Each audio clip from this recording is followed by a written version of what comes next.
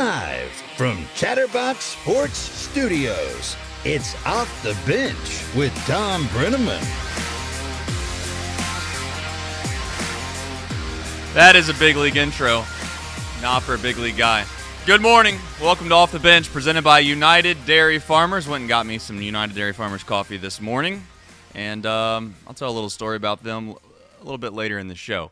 I'm Trace Fowler, and no matter how hard they try to get rid of me, for some reason I keep coming back.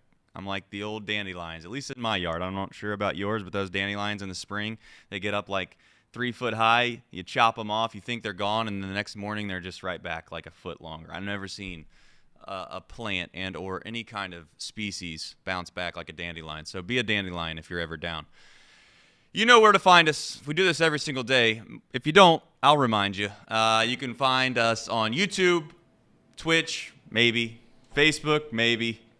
I think we're on Rumble, probably not. But nonetheless, you're probably here on YouTube where we are every single day. And if you're not, you want to listen to us in podcast form, we're on all the major platforms from 10 a.m. until noon Eastern every single day. Just search Off the Bench. All right. I'm at a crossroads with this show, and the reason I say that is because of the topics that we must discuss, right? I think and I feel like when I listen to ESPN and or any other type of media outlet, it gets tired. The NFL talk is tired. But here's the thing. Every time we don't talk about the NFL, the numbers just drop. It's the truth. Go look at our channel. But you know what? It comes down to a situation of what are we going to do? So I got to be honest with you. I'm not going to get caught up in every single detail of the NFL like some do. I just don't really understand that concept. That being said, we're going to do buy or sell NFL a little bit later in the show. But more importantly, I think I'm going to try to come up with 3 sports that I'm going to try to give a shot later this year. I'm going to have some help with the men around the room. And the reason for that is because I think you should try to diversify. If you are one of those people that just care about the NFL and the NFL only, there's so many beautiful sports in life. You should give them a shot. They might not be as good as the NFL or college football, which we'll talk about later, but you should give them a shot. Did you see the photo? I seen it. It's been passed around social media about as much as the Kardashians have. Seriously. Christian Encarnacion Strand. You've seen it. I seen it. We'll get to that in just a minute in regards to the photo. But it's a picture of him shaking hands with the third base coach, Mike Jacobs. He's rounding third, giving him the old handshake, and he's wearing a Reds uniform.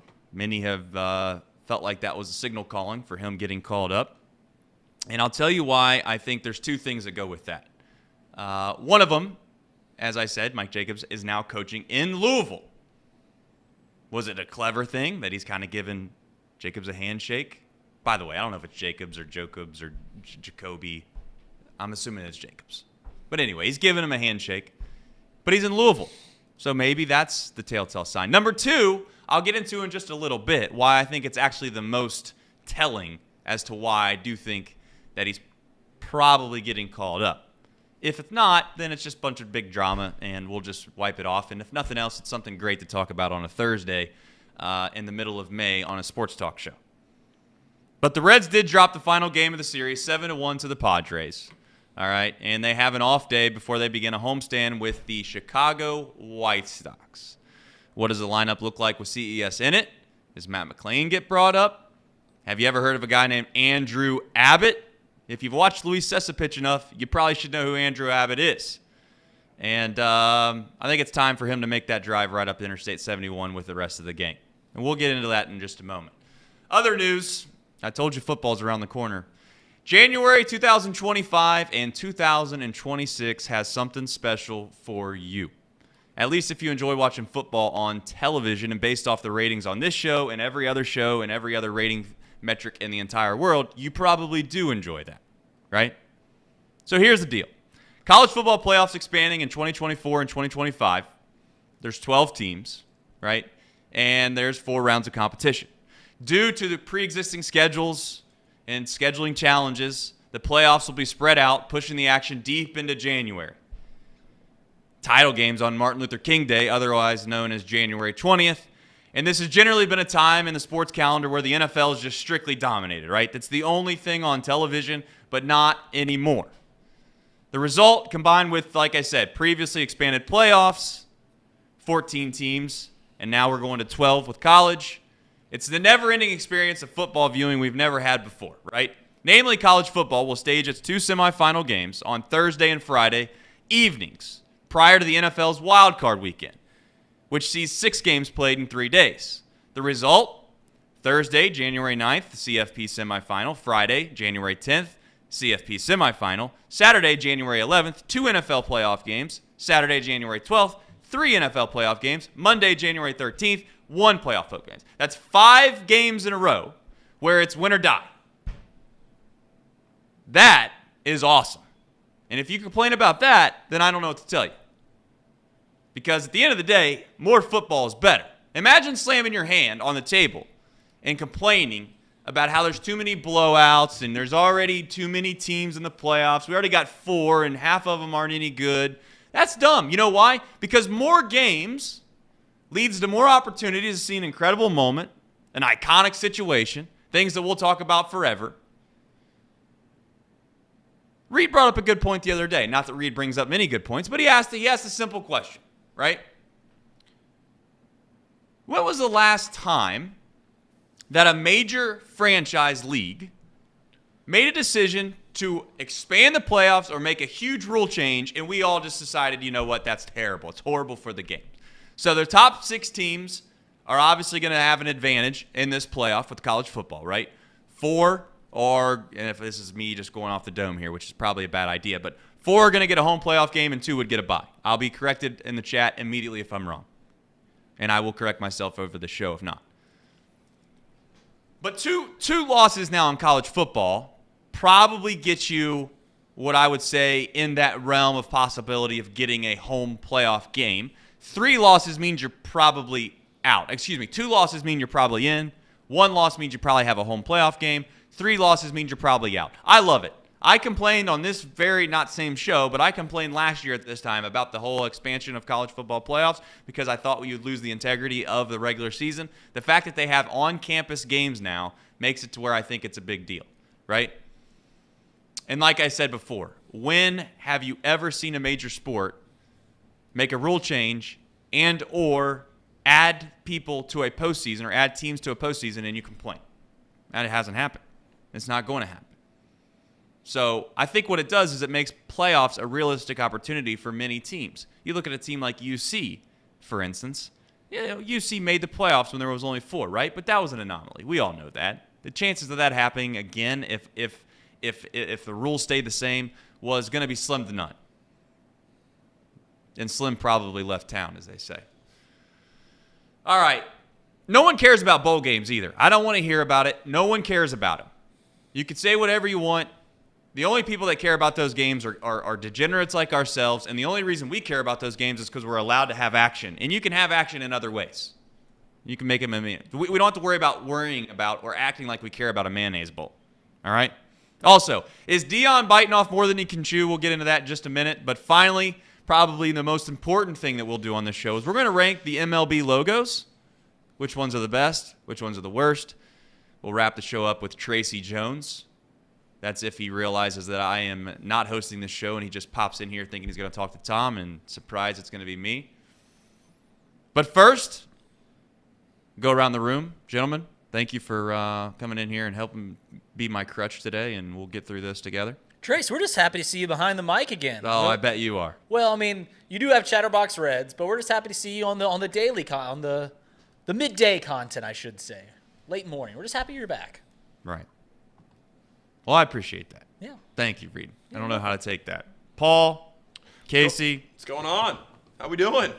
Doing great. Casey's probably in shambles. He's worrying about this crackling noise of the microphone. It's actually really good today. I don't even hear maybe it's just the person talking to the microphone. Just saying. Could be. Could be. You know? Tom's voice is just so good that it just crackles the microphone. Yeah. Yeah, that's what people are saying. New definition to I feel booming. sorry for the people that come in this chat today, see that I'm on here, not because of me, but just because of the show we're going to do, and they just immediately leave. It's their loss. It's their loss. This is going to be an electric show. We got news for you. All right, let's get into some Reds talk. I know Reed loves that. Let's get into the weeds on this CES tweet. For those that haven't seen it, I think Casey has that thing ready to rock over there. Throw it up on the screen whenever you get an opportunity, Casey. But nor or less, this is the tweet that's been passed around social media. I do want to give a little bit of credit to who – Casey will have to do some real-time maneuvering here. But you can see the tweet, as I said before, CES, shaking hands with Mike Jacobs. I want to give credit, though, to Harrison Simpson. You know, Harrison, appreciate you screenshotting it. Why is that important, and why do I think that I actually believe that there's a little bit of smoke behind the fire, or whatever you want to say, there's fire if there's smoke type situation, is this. He deleted the tweet. He deleted he deleted the post on Instagram, I believe is where it actually was. So, two things at play here. One is the Reds and or the organization told him to take it down because they didn't want speculation out there when it's not true. Or what is more likely is that they don't want to spoil their grand announcement that they're going to make, what should be today. If the Reds had any intelligence to them, and I think they do. I know that's low-hanging fruit for many of you in the chat to say, oh, they're not that smart. They're too stupid to do that. They probably should make that announcement today. If they're going to bring up McLean, make the announcement today. And the reason for that is you have a home game tomorrow. The longer you can get in front of this or the farther you can get ahead of it, you probably are going to sell more tickets. Let's be honest.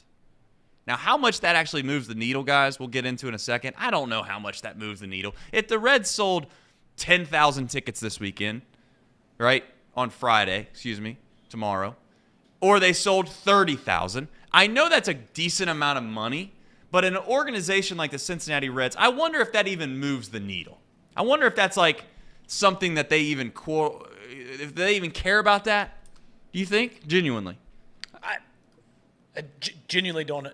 I don't either. I really don't know. What's your overall take on that? 30,000? I mean, a sellout's 42, so I wouldn't think it's going to be a sellout, but I don't know, maybe the kids get them. Did the kids get us that fired up around here where we're going to sell the place out? What do you think, chat? I don't think so. No.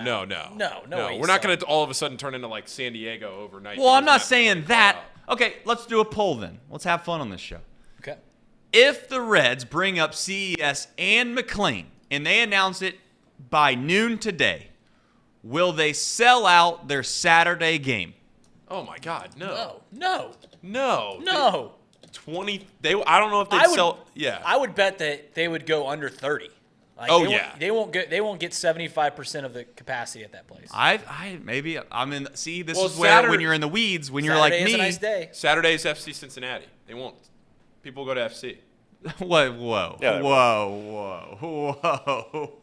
Let's pump the brakes here. How many people can actually go to an FC game? Like 25,000? 25,000. How many of the 25,000 you think give a rat's tail about the other team? I'm saying that if you're giving me a decision to go down into the city on Saturday and you're like up in the air about one or the other, you'd rather see a first-place team or a guy get called up that you could then watch on Sunday? On a nice afternoon. I don't know. I wouldn't go to either because the Kentucky Derby's on and we're going to be at Miami. But that's me. All right. But, yeah, I don't know. I think FC would deter a few people probably. Will FC have more attendance than the Reds on Saturday? And yes. I think the answer is yes. Yes. Okay. What do you mean? Fair. All right. They're trying to figure something out over there at the table, whispering to each other. I'm not sure what they're doing, but that's nonetheless. I'd like to think that they would sell some tickets, folks. Maybe I'm wrong. Maybe I'm being way too optimistic. That's what Nick Kirby will do to you. Happy birthday, by the way, Nick Kirby. Yeah, happy birthday, Kirby. That's right. I'm not a very good birthday kind of guy. I think that's one of my weaknesses in life is that I just don't know anyone's birthday. And it's not that I don't care. It's just that I don't have Facebook. Or I don't ever get on Facebook, which I think Facebook is half the reason why people know whose birthdays are who. Do you know your 3 kids' birthdays? You have to give me a second to think, and I'll have to write them down. I'm that bad. I actually didn't know my mother's birthday until I got absolutely scolded when I was 23 years old. Do you know it now, though? Yes, I do. Do you know your wife's birthday? Yes. Okay. So I'm winning there. But I'm just bad with dates and birthdays. Do you know your dad's birthday? Okay. Nope. No idea. Bad birthday guy. That's okay. Nope. No idea.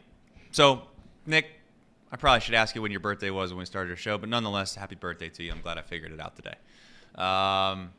Matt McClain, does he get brought up? He is averaging right around a 300, borderline, AAA, 435 OBP, and then 1,000 OPS. That's pretty good. Now, it's AAA. I think there's a jump at AAA. Jose Barrero had proved there's obviously a little bit of a difference between AAA and the major leagues, but how much of that actually makes a difference, I don't know. And one thing I want to say about this whole situation is, I think as a fan base, what do we want, right? Like, from the Reds' perspective now, it's clear as day, and it should be clear as day to you, that this year is nothing more than a tryout. And that's okay. But to sit here and act like bringing up McClain this year is going to make a huge difference, it's not. Now, is it exciting to be able to see him play at a major league level? Yeah, it is. Is it exciting to see Christian Encarnacion Strand come up and play at a major league level? It is. It definitely beats having to watch Matt Reynolds play. It definitely beats having to watch Kevin Newman play. It definitely beats having to watch Stuart Fairchild play. And Fairchild, that might be a little bit of a low blow because he hasn't played all that bad, if we're being honest. Jose Barrero, you could argue you're tired of seeing him, and I could say I could understand why. Is Stevenson going to bounce back? Who knows? This Reds team, to a certain extent, feels like crypto. Oh, man. And I'm not. You don't believe in him. It's not that I don't believe in him. I don't. So, yeah, it is like crypto. It's just the volatility of it. That's all. And I am hopeful from the Reds' perspective that they find a way to, they find a way to hit on some of these guys, and we keep it moving. Let me ask you a question, Trace. When these guys come up, because they will inevitably come up this season, what does success look like for those guys? Numbers-wise, is it just a vague thing, like they look like they compete, they look like they belong? What does success look like for the young guys you're bringing up? Because oftentimes, this Reds team, what they're doing is, the analogy is what the Cubs were 8 years ago, 9 years ago. And when they first brought all the guys up back in 2014, I think the Cubs had like 5 different rookies hit at least 10 home runs, and that was like the big thing. So what does success look like for these young guys coming up for the Reds? Success, in my opinion, looks like there's production on the field. I don't like the idea of continuing to do what we do as a fan base from time to time and have these moral victories over what guys look like or they don't look like. Mm-hmm. Jose Barrero is a guy that I think looks the part defensively. But if he doesn't make the routine play every so often, then all of that goes away for me. Like, you have to be able to be a guy that when you look at the stats at the very end of the year, it looks as if they're a serviceable product at the major league level. And as much as I want to fall into the trap of saying I think Jose Barrero could be an incredible shortstop, you at some point have to produce. So success, in my opinion, would be somewhere just a little bit below an average hitter. So you're looking at like OPS plus type stuff. I'd say just below 100, somewhere in there would be a success for a guy like Matt McClain. CES definitely. When you're looking at CES, I think the production would be mostly power. A lot of these guys, I don't want to say they strike out a ton, but generally speaking, that's just the way the game has gone. So I'm not going to get into the swing and miss rates and all of that too heavily. But I would venture to say out that they're actually a step up from what we've had before. And what we have before right now isn't a huge bar. So success to me would be if Matt McClain came up, that he actually would help the Reds.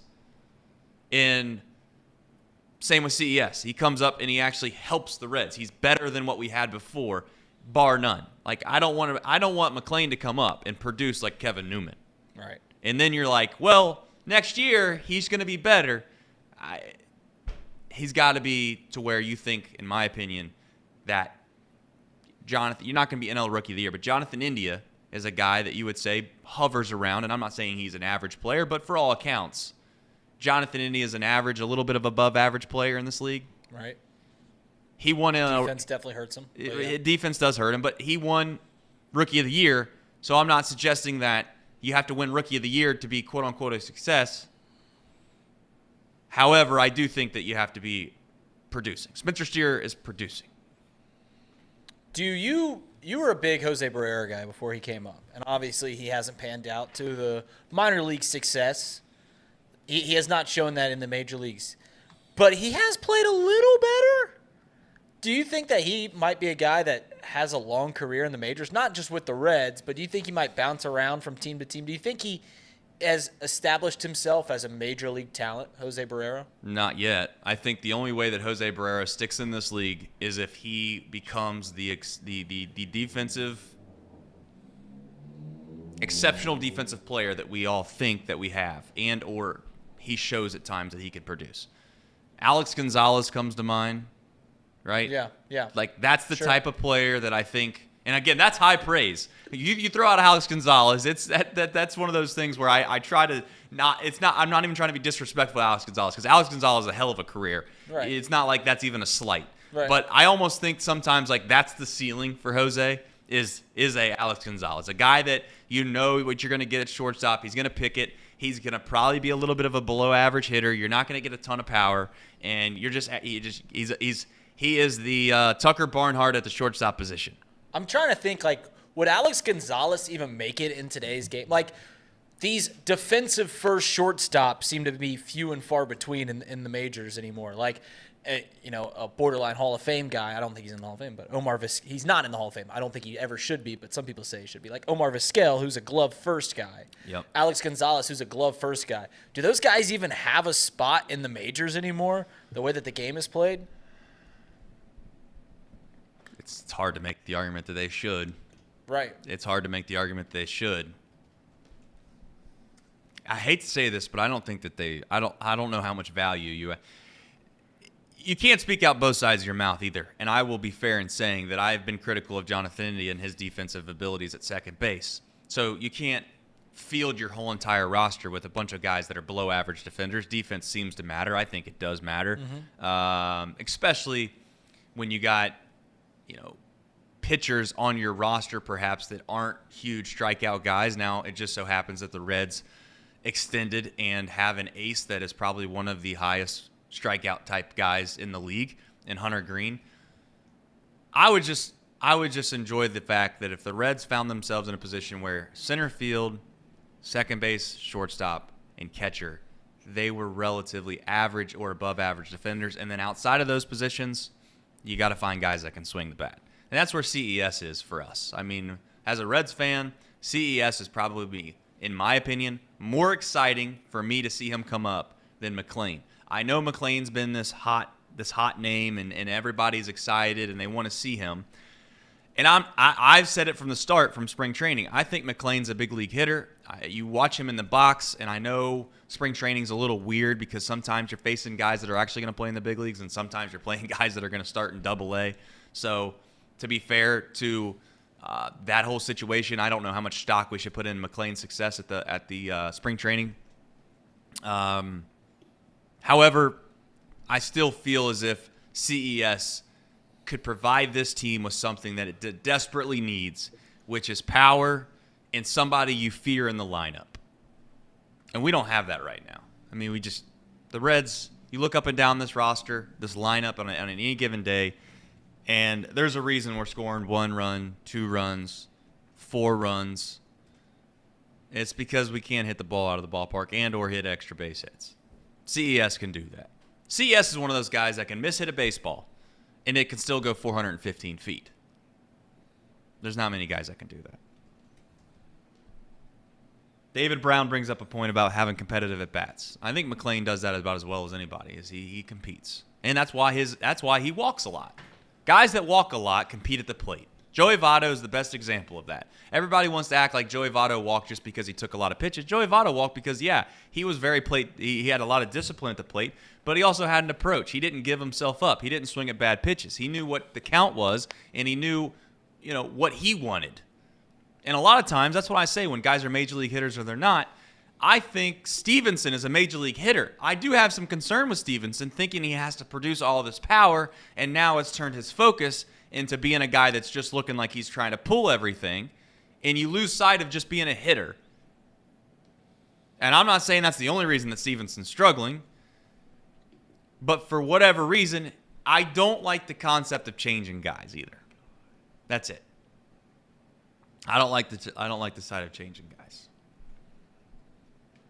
We have somewhat breaking news. Whoa. What do we got? Hunter Dickinson just picked the Jayhawks. Wow. Wow, I'm shocked. Trace, do you have any Hunter Dickinson takes that you want to rescind now? Wow. I never was a hater of Hunter. I did think that he disappeared in games, though. He's an easy guy to hate. He's a villainous. That even on the radar? I mean, no, not really. It was Kentucky and Kentucky. I heard this morning, or late last night or this morning, I heard that Kentucky was out, and then it was down to Maryland. I thought he was going to Maryland, and Maryland. He wasn't going back to Michigan, Kentucky, and there were two others, and Kansas and one other school. But I thought it sounded like he was going to Maryland. Nope, not Maryland, because he's from the D.C. area. Went to Gonzaga, or to Matha. Wow. So everybody's saying that whatever his announcement video is, I don't know, cringy or extra. So it's 60 seconds. Let's play it. We're gonna play it here in a second. Okay. He just sent it to me. Want to watch it live? Watch it live. Get our instant reactions. I think it's, you know what Hunter Dickinson is? He's really good at marketing. Because I don't know if he's I don't know how good of a player. I don't know if he deserves all of this hype that he's been getting the last 2 weeks. But good Lord, he's got a good agent or somebody doing this, because he. Yo,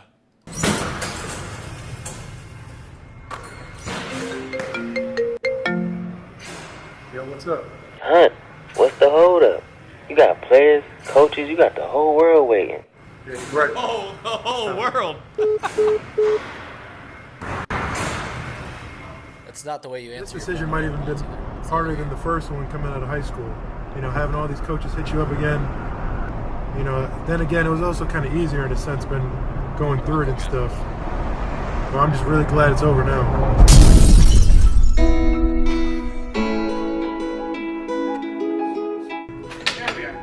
Coach. What's up, big fella?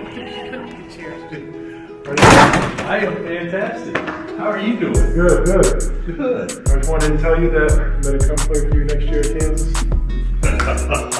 Oh, you know what? I was hoping it was going to be good news.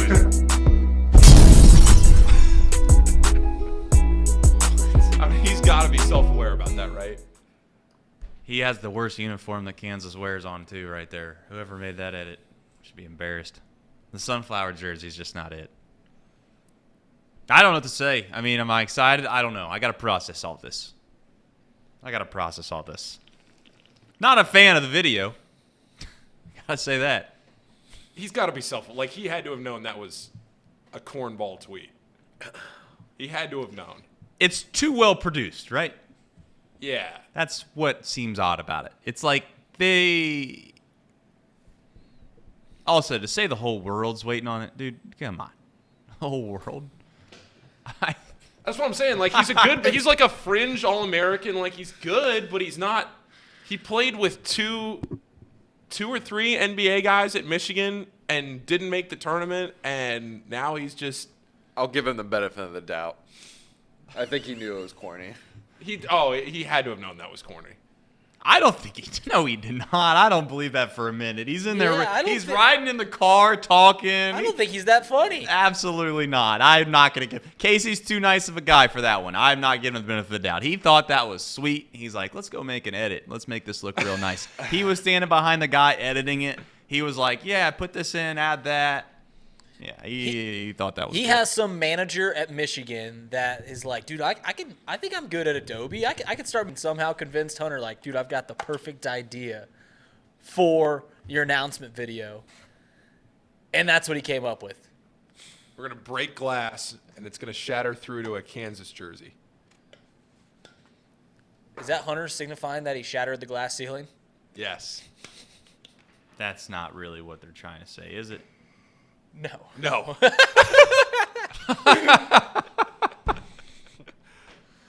All right.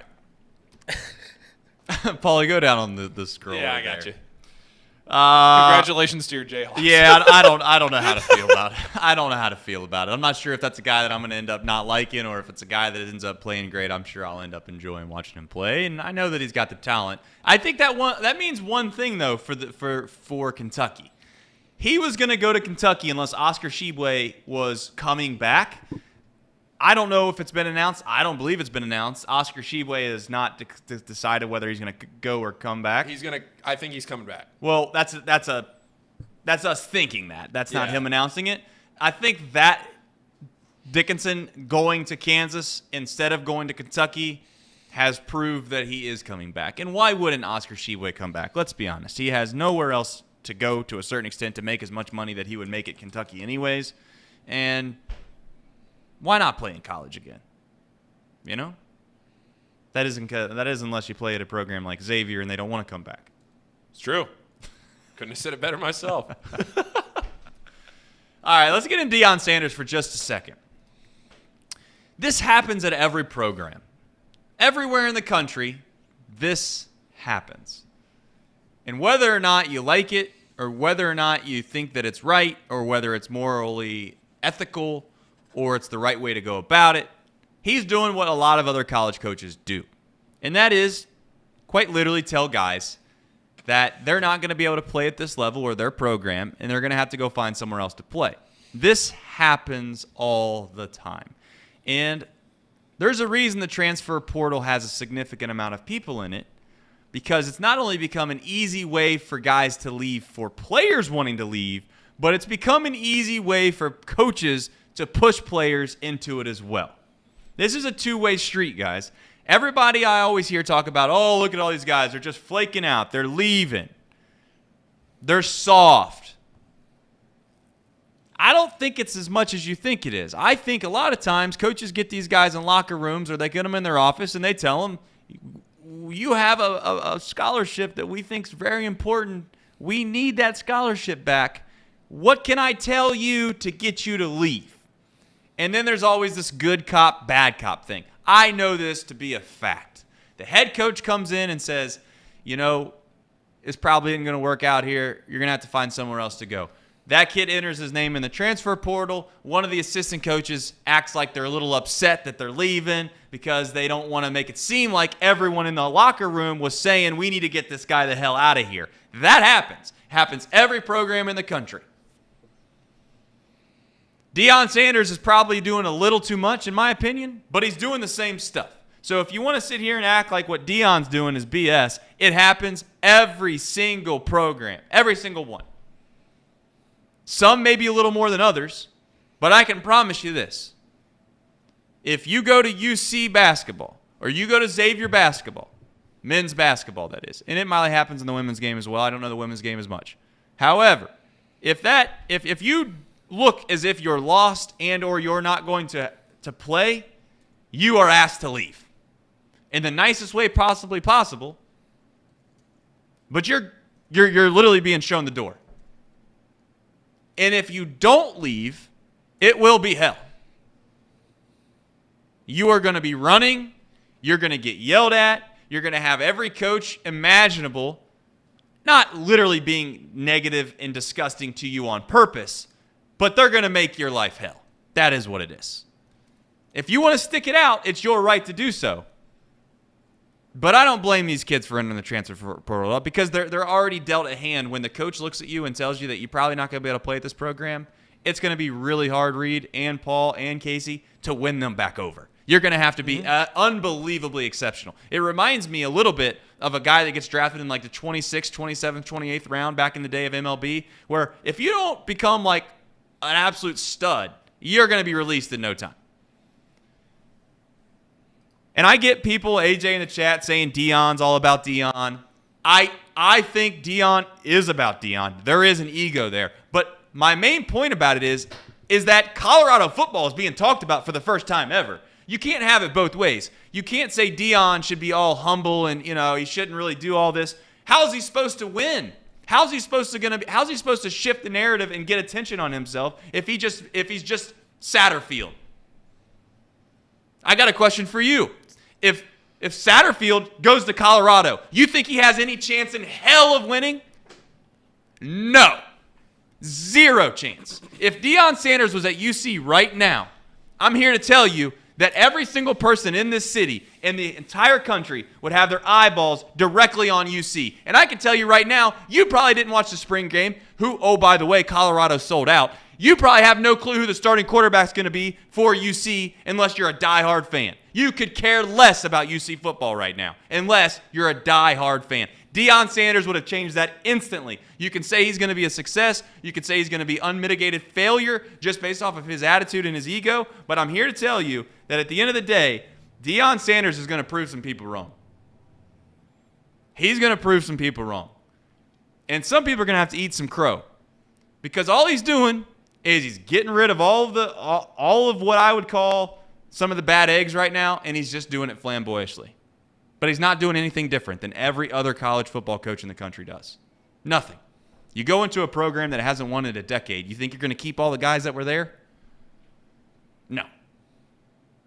Guys have any thoughts and opinions about this topic? How long of leash? Because we really don't know what's going to happen with Deion. It is undoubtedly that they has breathed new life into Colorado's football program, but what's the timeline on Deion's Colorado program? Like, how much leash do you give them if, they're not successful for the first 3 years? Do we start looking at the next guy, or do you just keep running Deion out there? Because it is boom or bust with Deion. And Colorado is in a position where they had nothing to lose. They're the bottom of the pack. So it seemed right to let them go boom or bust. But how much rope does Deion have over there? Well, Jolly brings up a point and says that Colorado only won one freaking game last year, and it's not hard to do better. Well, okay, I'm about to pull up Colorado's record, not just last year, but the last 12 years. And how many coaches have they run through? So, to answer your question, I don't think it changes between him and other coaches by maybe more than a year. If you're going to fire a guy after 3 or 4 years at Colorado, I think Deion would get 5. Colorado has had one winning football season one winning football season since 2005. They won 10 games in 2016. Other than that, going back from 2022 on backwards, 1 win, 4 win, 4 win, 5 wins, 5 wins, 5 wins, the 10-win season, 4 wins, 2 wins, 4 wins, 1 win. So they've been really bad for about 20 years. I understand why Deion rubs people the wrong way. I'm not naive. There's some things that he does that are relatively cringeworthy. But I'm not going to let the few things that go a little bit outside the box distract me from what he's done and who he is. He has to be the way that he is because, one, it's himself. He's staying true to who he is. And two, I think it actually provides an opportunity for him to stand above the rest. How many coaches in the country are just, I don't want to say nobodies, but nobodies? Do you know who's coaching at Rutgers? Do you know who's coaching at Indiana? Do you know the name of the guy that's coaching at I don't know, Arizona? Do you know who the Arizona State coach is? Do you know who Washington's coach is? If you're not like a major college football person, you have no clue who any of those coaches are. If I said to you right now, who coaches at Colorado, most sports fans are going to tell you it's Deion Sanders. If you don't think that in and of itself has merit, then you're blind. So my main point is that you can't get upset at a guy for acting that way if it's produced success, and it also is the reason that he exists. It's the only reason that Deion Sanders is somebody, and whoever Arizona State's coach is a nobody. That's the only reason, is the personality behind the guy. I don't think he's unbelievable at X's and O's. I don't know if he's got a damn clue on how to actually run a big, solid program, but he is the engine that allows the rest of the car to probably operate. And I can't fault him for that. So I'm not a hater. I do think some stuff he does, to be clear, is outlandish. It does get kind of corny at times. But don't be surprised when Colorado starts winning football games. I don't be surprised. What's the success? I was just about to say that. 5 wins? 6 wins? What's that look like, guys? The Pac's getting weaker, right? Teams are leaving the Pac-12, so it's getting a little weaker, but I don't know about the first year. I don't know what the success looks like for Deion. Better than what it's been. It's hard to go worse.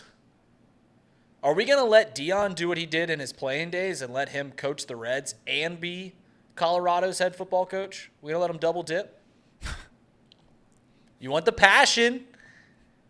You can attract free agents here. Let him double dip. Let him coach the Reds April through August. Well, let him do the whole season. He's just gone on Saturdays in September. Not a bad idea. Not like those matter. Right. Paul.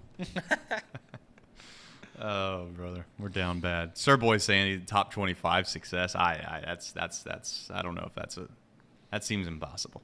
The thing about football as compared to other sports like basketball is basketball you can turn things around much quicker because it's 5 guys. And hell, if you get 1 or 2 guys, it could make all world of difference. Football, outside of the quarterback position, it takes a long time for you to actually build up a roster that I would say is relatively formidable. Time out. Casey, did you do a dissolve? Did you do a dissolve switching cameras? Look at the producing that Casey's doing. He didn't do a hard cut. He did a dissolve. I mean, it was by mistake, but Casey, I was giving you a compliment. you're not supposed to cut live cameras by dissolving. I know, but Did you know? It was a change of pace. Yeah, I know that. Gotcha. Kidding me? Didn't know. Didn't know what kind of Have we ever broadcasting dissolved school on you- Chatterbox Sports? We've dissolved. That's for sure. All right, wait. Let's do this. Here's Colorado's schedule next year. At TCU, loss. Loss. I don't know. I'm not counting that out as a loss automatically. Home against Nebraska. That's a win. It's a loss. It's a loss. 0-2. Colorado State. We got to win that one. Got to win that one. 1-2. At Oregon in Eugene. Nope. Loss. 1-3. At USC. Sorry, home against USC. Loss. Nope. Loss. 1-4. At Arizona State. Got to be a win. Sun Devil Stadium. 2-4. Home against Stanford. Got to be a win. 3-4. I don't know. At UCLA. Dorian Thompson-Robinson's gone. I don't know what they look like. Maybe we get to 4-4 there. Let's call it 3-5. Maybe they slip up somewhere along the way. Against my Bruins? Oh. Home against Oregon State. Homecoming. Gotta win that. I don't know. You never count out the Beavers. 3-6. Yep. Home against Arizona. 4-6. We're looking at a 500 season is what it looks Washington State and Utah on the road to finish things off. You're looking at like 5 to 6 wins, maybe. They're going to win against Washington State. They won't beat Utah. We'll find out. Like AJ said, I'm not sure we should give a damn, but it'll be entertaining. It'll be fun. Let's be honest, the media is going to be all over the story. You got some buy or sell NFL topics? Is that still a thing? Yeah, we got do. them. Yeah, Let's do that. Let's run through that. I'm sure that'll make our chat really pleased because they love talking about the NFL. Yeah. All right, let's go. Number 1. Buy or sell post-draft edition. The Eagles are the best team in the NFL. You buying or selling, Trace? Selling. Selling. Nice. I like that. I'm selling, yeah. Sell. Who's better? I can't say. I thought that'd be an instant buy for the Georgia Bulldogs. Slappy, as Sir Boy likes to call fans. Guys, either one of you buying that? No. Selling. Chiefs. I'm buying it. Buy. I'm buying it. Philadelphia Bulldogs, here they come. I love it. You know what? I did buy a Philadelphia Eagles little, it's like a hoodie, but a short sleeve T-shirt. Not sure what those are fancy terms are called. But I will be wearing that in the fall just for two reasons. One, I like putting a little dig in the side of Sean Spurlock, who's a big Cowboys fan. And secondly, it's going to basically be nice to watch the green turned Bulldogs. I was going to try to say the red turned green, but it's like Christmas colors out there. But nonetheless, they have so many Bulldogs, it's absurd. Yeah, it really is. It is absurd. I've never seen anything like this in my life. In regards to like one team having this many players on one side of the ball that are all from the same school, and not only from the same school, but they're like a year or two apart. The Georgia to Philadelphia pipeline. It's working. All right, second buy or sell. The Bengals didn't address deficiencies well enough in the draft. You buying or selling? I see the chat all over my case about me buying Eagles gear. I'm not an Eagles fan, to be clear. The Bengals did not what? Address their deficiencies well enough in the draft. I'm buying that, yeah. Buy! I love the Jim Cramer sound effects. Love it. Yeah. Why are you buying it? I'm buying it because they didn't address, I think, is relatively an important position that you have some question marks over. What And I know I know you're gonna say that, oh, it's not a big deal. It's not that important. But they didn't get a tight end, and there's no depth there. You brought in a guy that has been hurt most of his career, and he might be great, to be clear. The other argument that you can make as a Bengals fan to what I'm saying right now, and I would say to that point, touche, I'll move on. Not that concerned about it, is don't play the tight end. Get rid of the, 11 personnel? Just go 4 wide. Throw out, you got Charlie Jones in there now? Yep. Got the Princeton wide receiver that's fast and everybody loves his RAS score. They don't care about no RAS score. I don't care about no damn RAS score. That's right. They care about the RAS score down there at Paycor. That seems They to be do. very much the case. How much of a drop-off do you think it is from Irv Smith, from Hayden Hurst, to Irv Smith? Not a big one, but I'm worried about his health. So it's pretty much the exact same tight end room as it was last year. What if you got Where Sample's the number 2? What if you got rid of whatever? Let's say a center fielder, and you were in the NLCS last year, or you were in the World Series, and you got rid of your center fielder, walked out the door, who was a relatively decent player, and you put in Nick Senzel. It could go great because Nick Senzel has the potential to play like he's played the past 2 weeks. However, it could also go the way that is he's just not available. Well, I would argue back to you that Hayden Hurst missed 4 games last year, so it literally could be the exact same even if he did get hurt. So I don't know. All right, I am selling. Okay. Yeah, I was gonna sell too. I think they did just fine. Sell as well. Sell as well. you guys are all just I think the tight end room's the exact same. I think it's the exact same. Maybe a little less. in love with the Cincinnati Bengals, as you should. You know why? It feels like you guys are in the same mode I was in when the Packers were, they win 11, 12 games every single year. You got Aaron Rodgers. To be frank, back then, I didn't even consider the concept or the idea that the Packers weren't going to be good, no matter what they did, because they had Aaron Rodgers. So the fact that you got Joe Burrow, it solves a lot of problems, if any, if you have. Got one more? We got a few more. Right, let's keep them going. Aaron Rodgers makes the Jets contenders in the AFC. I am selling. Sell. That's a big sell.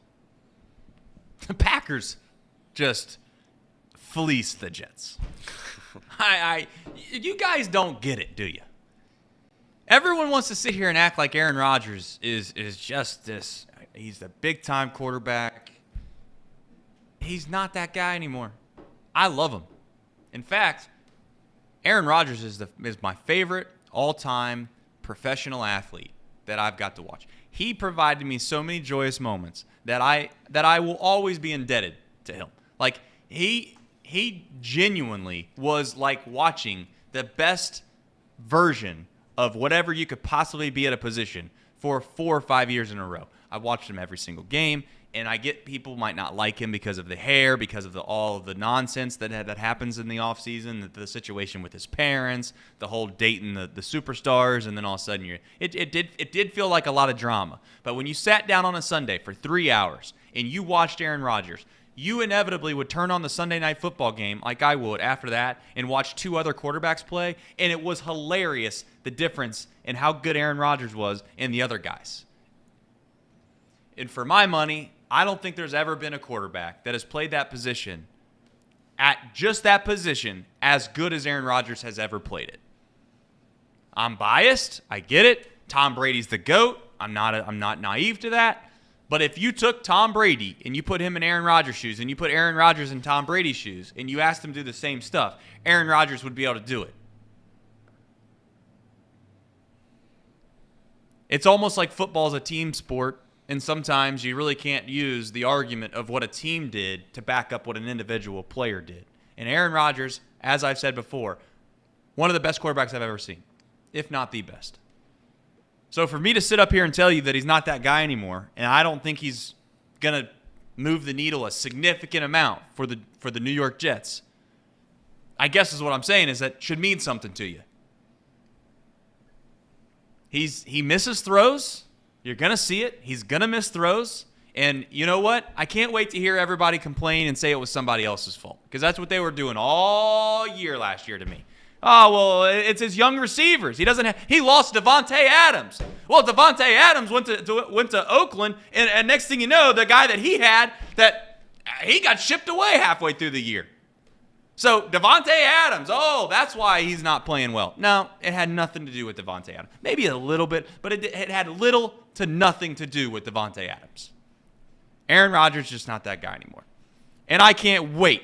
The thing that I'm looking forward to the most is I look down in the chat for a half a second. I cannot wait to watch Justin Fields play next year. I am so excited because he's got all these weapons and he's got all of these guys that now are supposed to make it to where he is the man. I can't wait to hear what those excuses are either. So, long-winded way of saying sell. I'll buy. You know what? I'll buy. We're talking about a guy who won 13 games, 3 consecutive seasons in Green Bay, has won 2 of the last 3 MVPs, and had an okay year last year. I mean, it just wasn't up to the standard of Aaron Rodgers, but still was, fairly good. Completed 65% of his passes through 26 touchdowns. Won 8 games with a bad Packers roster. I'm buying.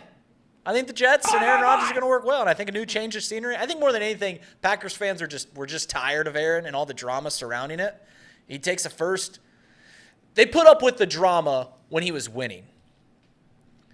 And then they take the best team in the NFL. They take a first-round bye or exit, losing to the 49ers, right, in that cold day up in Lambeau. And then they're bad the next year, and they're like, all right, we're done with you. You're 39 years old. Get out of here. I still think he's got a little more to give, so I'm buying. I'm selling. I'm with Trace. I just, it's not even just Aaron Rodgers. They didn't address their biggest issue, which affects the quarterback the most, which is their offensive line. They got one center, so maybe they shored up their interior, maybe, but you're dealing with a rookie center. You're dealing with 2 really bad offensive tackles. And Aaron Rodgers, like you said, is 38, 39. Older guy. You really think he's going to outrun some guys? He's going to be chased around. He's going to have to deal with trying to stay in pace with Miami's offense and Buffalo's offense. I'm selling. I'm out. Selling. Not going to rehash everything you guys said, but I agree 100% with Trace. I'm selling. Beautiful. On to the next. The NFC has only one top 10 quarterback. Ooh. I am. It's hard for me to know all the quarterbacks off the top of my head, but I think I'm buying that. I think it's buying it. I think I'm buying as well. I mean, Jalen Hurts clearly a top 10 quarterback. You look at the NFC, and it's the second best guys: Dak Prescott, Kirk Cousins, Geno Smith. Any of them guys top 10? You sure you don't want to bring up Justin Fields? certainly explosive. I don't know if you know this about me, guys, but being the diehard Cubs fan that I am, I got a little bit of fandom for the Bears in all Chicago teams. Anytime Northwestern does something, I get a little excited for Northwestern. I just got love for Chicago. Fair. I hope Justin Fields does well up there for the Bears. Best of luck to him. What do you guys got? I'm gonna just sell because Sell. I think Jalen Hurts is a top 10 quarterback for sure, maybe even top 5. It's really hard for me to pick and choose. If I had to guess, if there was another quarterback in the NFC, it'd probably be Geno or Dak. And that's mainly because I do think the AFC is stacked in quarterbacks, but I think some of them are overrated. So I'm gonna buy it. I just can't put Justin Fields. I can't put Dak Prescott. I can't think of anybody else that I would put in the top 10. It's a shame, looking at the chat. It's a shame like Matt Stafford's fallen off so hard. I still can't put Geno Smith in there. I do kind of agree with Casey where he says that some of those, maybe the 9 and 10 of this list that would be the AFC might be a little overrated. But I'm still not sure if I'm going to put Geno Smith or our guy 1 p.m. Kirk over there. I don't know. It is worth mentioning that Matt Stafford won a Super Bowl his last healthy season. Like he got hurt very early in the year last year, right? How many games did he even play last year? So Not Matt many. Stafford, he played 9 games last year. I said not many. Oh, he very easily could come back and be a top 10 quarterback. Like Could be. just show up, and it's just that's how quickly people forget in this league. Yeah, you write people off really quickly when they get hurt, especially at the older ages, right? I mean, and rightfully so. Like Aaron Rodgers. Aaron Rodgers wasn't probably as old as Matt Stafford was. Not to keep flip-flopping sports, but that's the thing with Joey Votto right now that just seems inevitably clear is that you get hurt at an older age, and we all know this. This is not breaking news, but it just takes a significant amount more time to heal your body. Your body's not as adept to being able to heal itself as quickly, and you worry about guys. More times than not, as professional athletes, more times than not, guys fall off cliffs that have a steady decline into mediocrity and irrelevancy. More times than not, it's just there, and then all of a sudden, it's not, and it's never coming back. That's what I would be fearful of if I'm a Jets fan. Is Aaron Rodgers going to fall off a cliff? Now, the only thing that I will say about Aaron Rodgers, and it's already been shown to be true right now, is that he does play with chips on his shoulder. He does hold grudges. A lot of the great ones do stuff like that, and let me tell you, there is not a bigger chip on Aaron Rodgers' shoulder that, in my opinion, he's ever had. I think he was out to prove people wrong that he slipped in the draft, yes, and I think that's part of the success story of him. I also think that he went to junior college, and he was told he wasn't good enough at high school, so then he obviously went and played at junior college, had some success, went to Cal. Had success at Cal, the rest is history. So I do think there's this notion that there's the opportunity for Aaron Rodgers just to give it all he's got and play over his head for one season. But it wouldn't shock me in the slightest if it was one season and retire and or one season and he's just not as good as he once was. As for Aaron Rodgers, you're kind of in a win-win situation. Kind of, yeah. Right. If he's terrible, then you're like, I told you he sucked. Like, he sucked last year. I've been saying it all year long.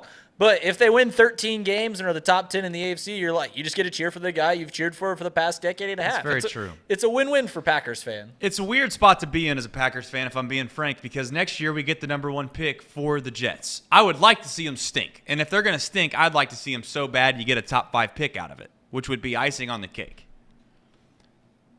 But a part of you wants to root for Aaron Rodgers. Like, I'd like to see Aaron Rodgers play really, really well. Because I know this is hard to understand, and as a Bengals fan, you definitely don't want to put yourself in this spot right now. But if Joe Burrow were to be in a spot where 15 years from now he just did everything you could possibly imagine for the city, and the organization decided to move on from him, a lot of Bengals fans would still obviously hope for whatever's best for the Bengals, but you're still hoping that the guy that you've loved your whole career, that, like you've said, goes out and plays well. Sean says I'm flip-flopping around. I get the concept of that. I'm just saying it wouldn't shock me if he played unbelievably well for one season and then that was the end of it. Worst possible scenario, because I've thought long and hard about this. I bet you Packers have. fans. I bet this you is have. what I'm hoping for. Just want to watch the world burn. Aaron Rodgers comes out. They win their first 4 games. He dominates. Throws 13 touchdowns in the first 4 games. They're 4-0. Gets hurt. Yep. Misses 10 games. They won 5 games with Zach Wilson last year. They go 5-5 over those 10 games. So now they're sitting at 9-5. Aaron comes out, plays the last 3 games. They win them out. They're the first overall seed. Then they lose in the first round of the playoffs. And/or they go to the AFC Championship game and lose, as he typically does in championship games. And you guys get, what would that be? The 63rd overall pick, 61st overall pick for Aaron Rodgers. It's worst possible scenario. But let's keep this segment moving. All right. We got one more, or was that it? We got a few more. 4 more. Oh man. We got 8 of these. Then if we got 8 of them, I'm gonna be precise. Yeah. All right. The Lions will win the NFC North. Buy or sell? I'm buying. Selling. Sell. I'm buying. You all know I've been super high on the Lions, so. This is tough. I thought about this one for a little while. I'm gonna buy it. Buy.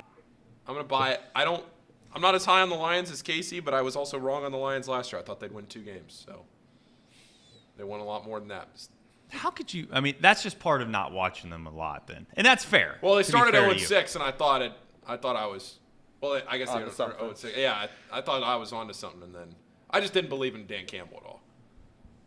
Thought he had a good shtick and was one of those kinds of guys.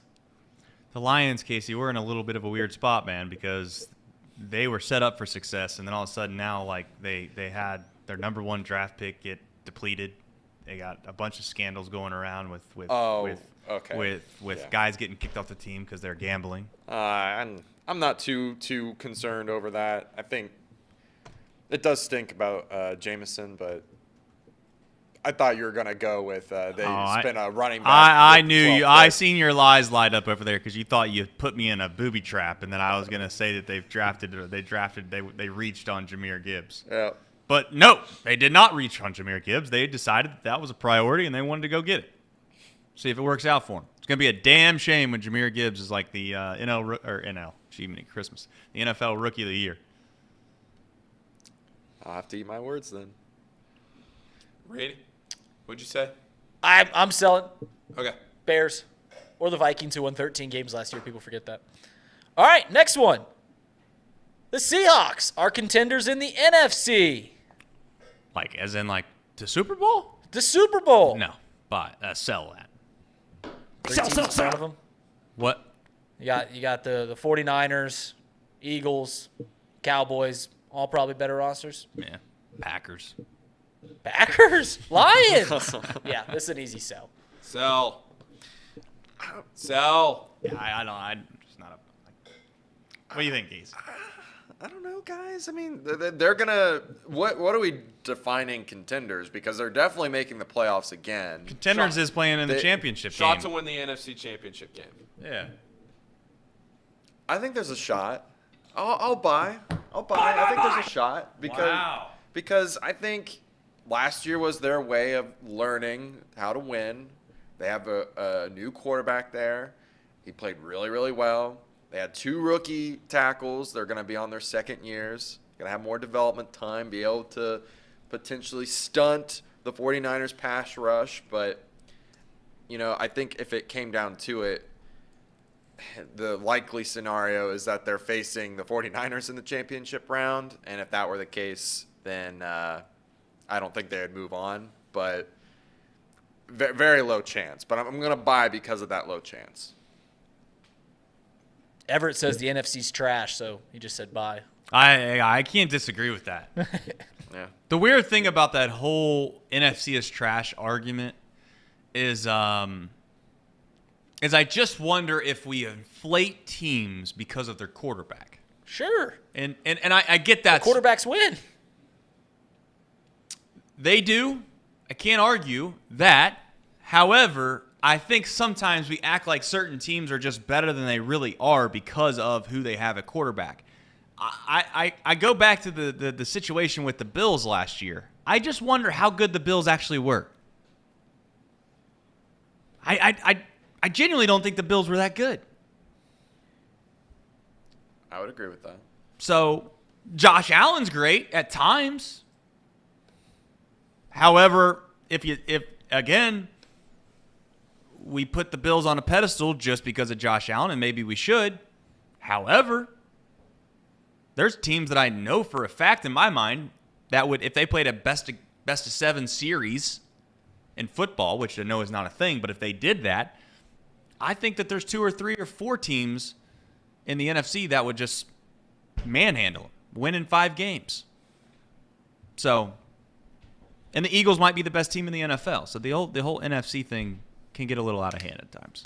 I get that I had a bid on that last year. I understand why you're coming after me, and that's fine. 2 more. Yep. Let's do it. Bryce Young. Are you buying or selling Bryce Young? I feel like he's one of the most under-talked about first overall picks that we've had in quite some time. Are you buying and selling that he's going to be a star in this league? Putting me on the spot on this one, aren't you? You know, my reputation's going to be on the line with this, which is somebody that just knows quarterbacks. This is nut-cutting time. This is nut-cutting time. Nut-cutting nation. I've called Justin Fields a fraud from the start. I was wrong on Baker Mayfield. Put my hand up and saying that. I was right on Herbert. I don't think Joe Burrow's too big of a claim. Most people thought Joe Burrow was going to be great. I think that Bryce Young is going to be fine in this league. I don't want to say he's going to be like a perennial, Pro Bowler or something. Is he Kirk Cousins? Kirk Cousins gets a lot of disrespect. Yeah, let's put the bar at Kirk Cousins. Is he going to be better than Kirk Cousins?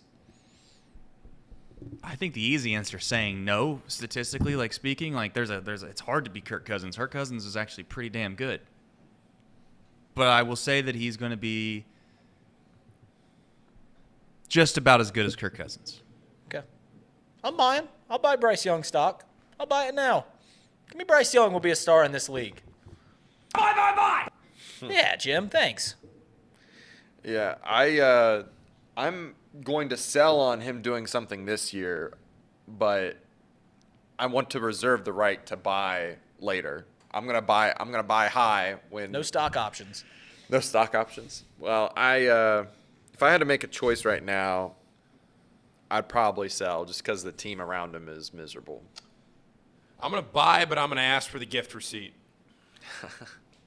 They're saying on the chat that the Kramer might be a little loud, so you might need to adjust that, possibly. I don't know for sure. It's hard to trust the chat in these situations.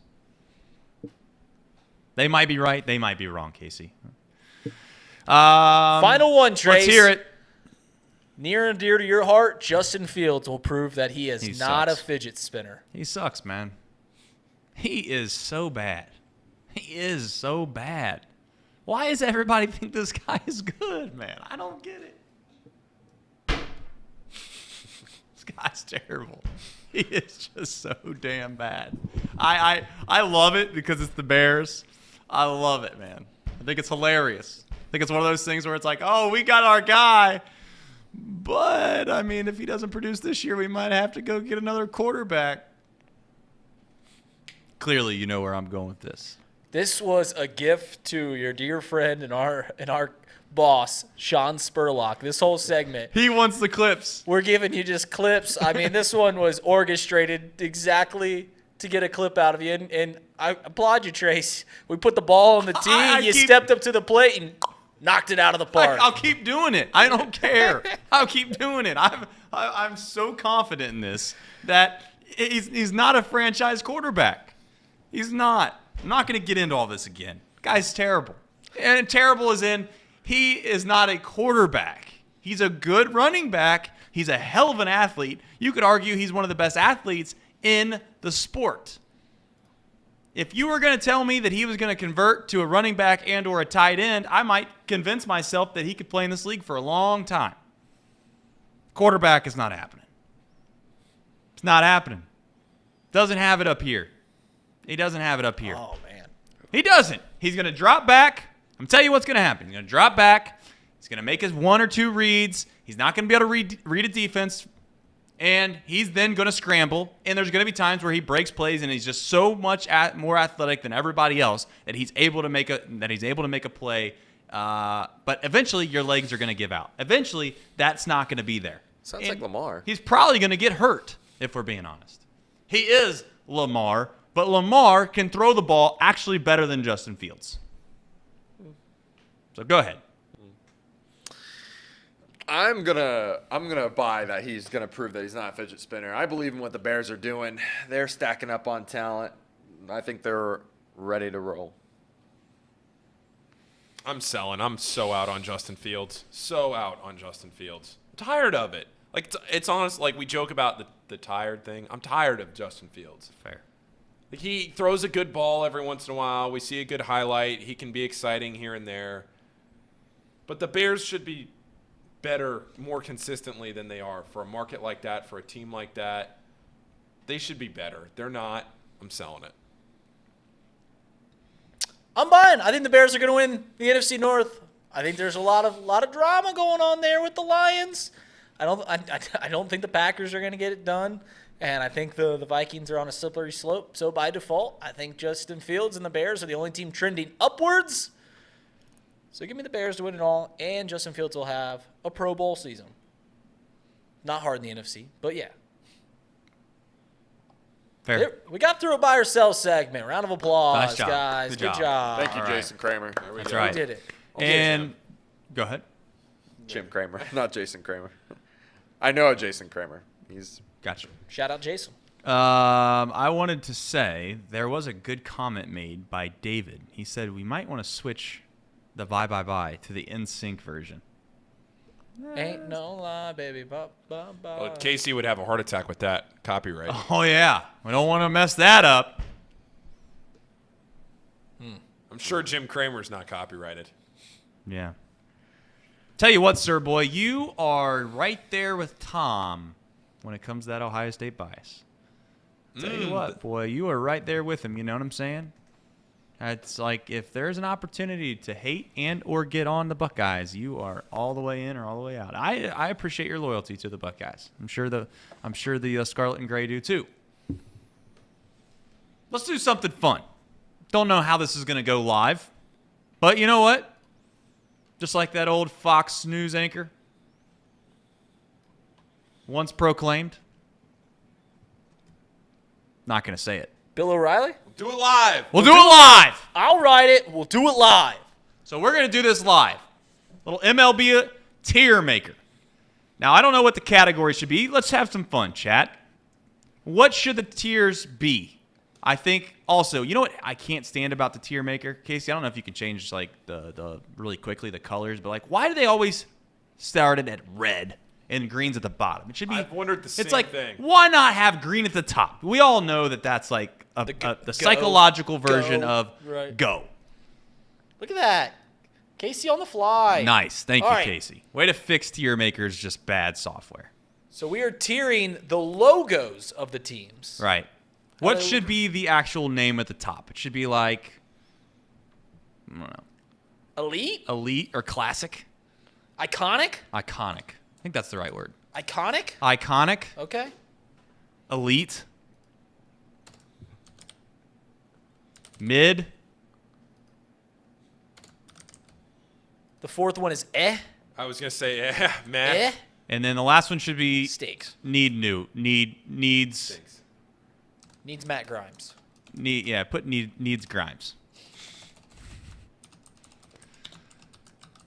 All right. To be clear, this is the actual logo, right? This is not the uniform.